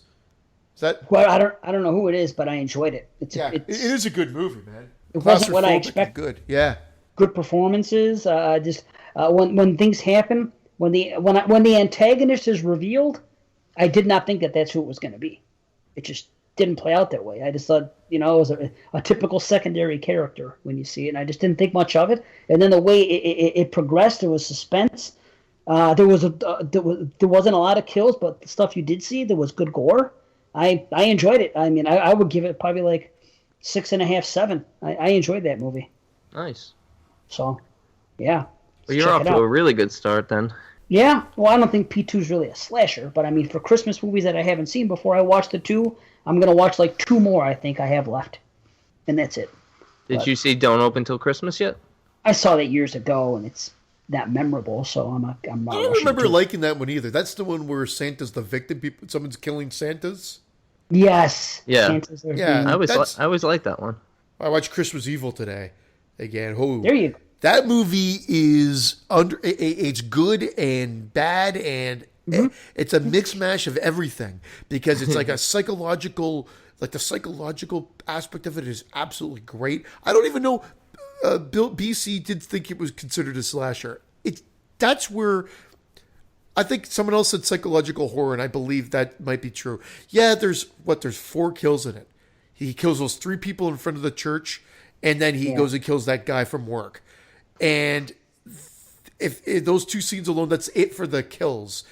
And yeah, so there's 4 bodies, but the movie doesn't play like a slasher. The movie plays more creepy. So I don't know if we're going to call it a slasher or not. But that ended. I would say no.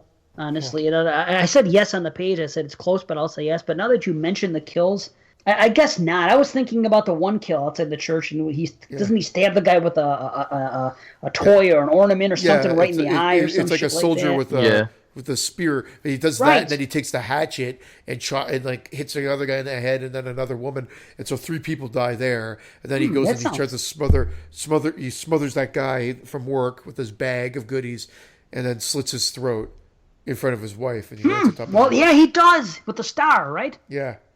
Yeah, maybe it is a slasher. We got to discuss that. I don't know. But then he flies off into the moonlight. It's awesome. Best ending ever. The best part of that is his brother, who I forgot, because again, I watched this movie years ago. So this is a first time watch, but this was like a third time watch. But the last 2 times were years ago, and I didn't know his brother was dude from The Mist and Walking Dead and the Blob remake and everything else. And he's the brother, and at the end, he falls into the ditch when the van goes off and starts flying off. And he pulls all the sheet. I don't even know why they kept this. It was right out of an Ed Wood movie. Oh, the white sheet. He that's pulls supposed to all be the snow? white sheet that looks like snow with him. I'm like, Yeah. why did they include that in the movie? Wow. It was the funniest thing. Like, you see him land, and there's like garbage there, and I don't even know why there's garbage dumped there. But he lands, and he pulls the white sheet with them. So like Yep. that, it's supposed to be like the snowy padding on the ground. Oh, that's funny. Oh, it's hilarious. Wow. I rewound it 3 times. I Going, never what even- the fuck? But anyway, Wow, I never even realized that. That's crazy. yeah, but worth a watch, nonetheless. But yeah, it's a character piece. That's what that movie really is, right? Wouldn't you say? Yep, I think Christmas so. Evil. Now, Yeah. some people still argue it's a slasher, though. So I don't know what it is. We're gonna have to figure it out before we make that list. Although I don't know if it would make my top 50 anyway. But I don't know. Maybe it would actually. We got to figure that out. These are some things we got to figure out. So yes, Slashcast. This is the year. Yeah. All right. Well, that's it, guys. We got to get out of here. It's definitely late. We had technical issues, so we went later than usual. yeah, Brandon, And, Jesus. Says the guy that only sees pictures on the other end. Awesome. So yeah, the next 3 shows we're pulling an Outkast. You know how Outkast made that album? You guys know what I'm talking about? Well, I know now, but Speaker Box, The Love Below, when they came out with a double album, and it was just one guy on each album. So that's going to be us. We're going to have A, B, and C. Solo cast. Will we sink or swim? I don't know. Maybe 2 will be good. 1 will suck. Maybe. How 2 about will the suck. lowest? How about the lowest rated is off the show? yeah, let's play high stakes. If that's the case, I'm going first because the first one that's going to go Oh, out. Dave, you know you're safe. It's gonna be me who's gonna be the lowest rated. Oh no, what do you mean? I could easily get shit canned. No, Right. What about me? They might expect more from me and then go. but they're "Jesus gonna Christ, listen. sucks." It might suck, but they're gonna listen to hear you. Like, oh, Yeah. Dave Z flying solo. We gotta hear this. Oh, this is shit, but at least it counts as a listen. Like, I don't want Why? to listen. I don't want to listen to Brandon and Christian babble on by themselves. Oh shit. Well, that's what we're gonna have. Orlack. Hi. The cute nasally So- Brandon Orlack. He's not even that cute. He's just mostly nasally. No, it's gonna be fun. We Yeah, don't. we'll- We're still keeping our topics a secret. Probably because these 2 guys don't even know what they're doing yet. I but have know no what I'm idea what I'm doing yet. I know one thing I'm doing. I'm doing a 15-minute Facebook Live segment. I thought we're not allowed to do anything. doing. Yeah, to people. wait a second. He's changing the rules now. Oh, we're not? I thought we couldn't have guests on. I didn't know that we couldn't do a. Isn't Facebook Live like having a lot of guests on? You think those the listeners are considered guests? You know what? To be honest, if you wanted to do a Facebook Live thing to boost your ratings because you're that scared, I wouldn't mind it. It's not because I'm scared. It's because I have no ideas. I honestly have no. Honestly, if you wanted to do a Facebook Live, that'd be cool. I'm saying that right now. We'll figure it out. All right, we'll figure it out. I plan on sneaking Mr. Watson on set. Forget it. I won't do a Facebook Live. I don't know what I'm gonna do, but you guys will be hearing all our stuff soon. So hopefully you enjoy it. And next month we'll be back with our regular show. Hey, let's get out of here, man. Happy New Year, everybody. Happy New Year. Happy New Year.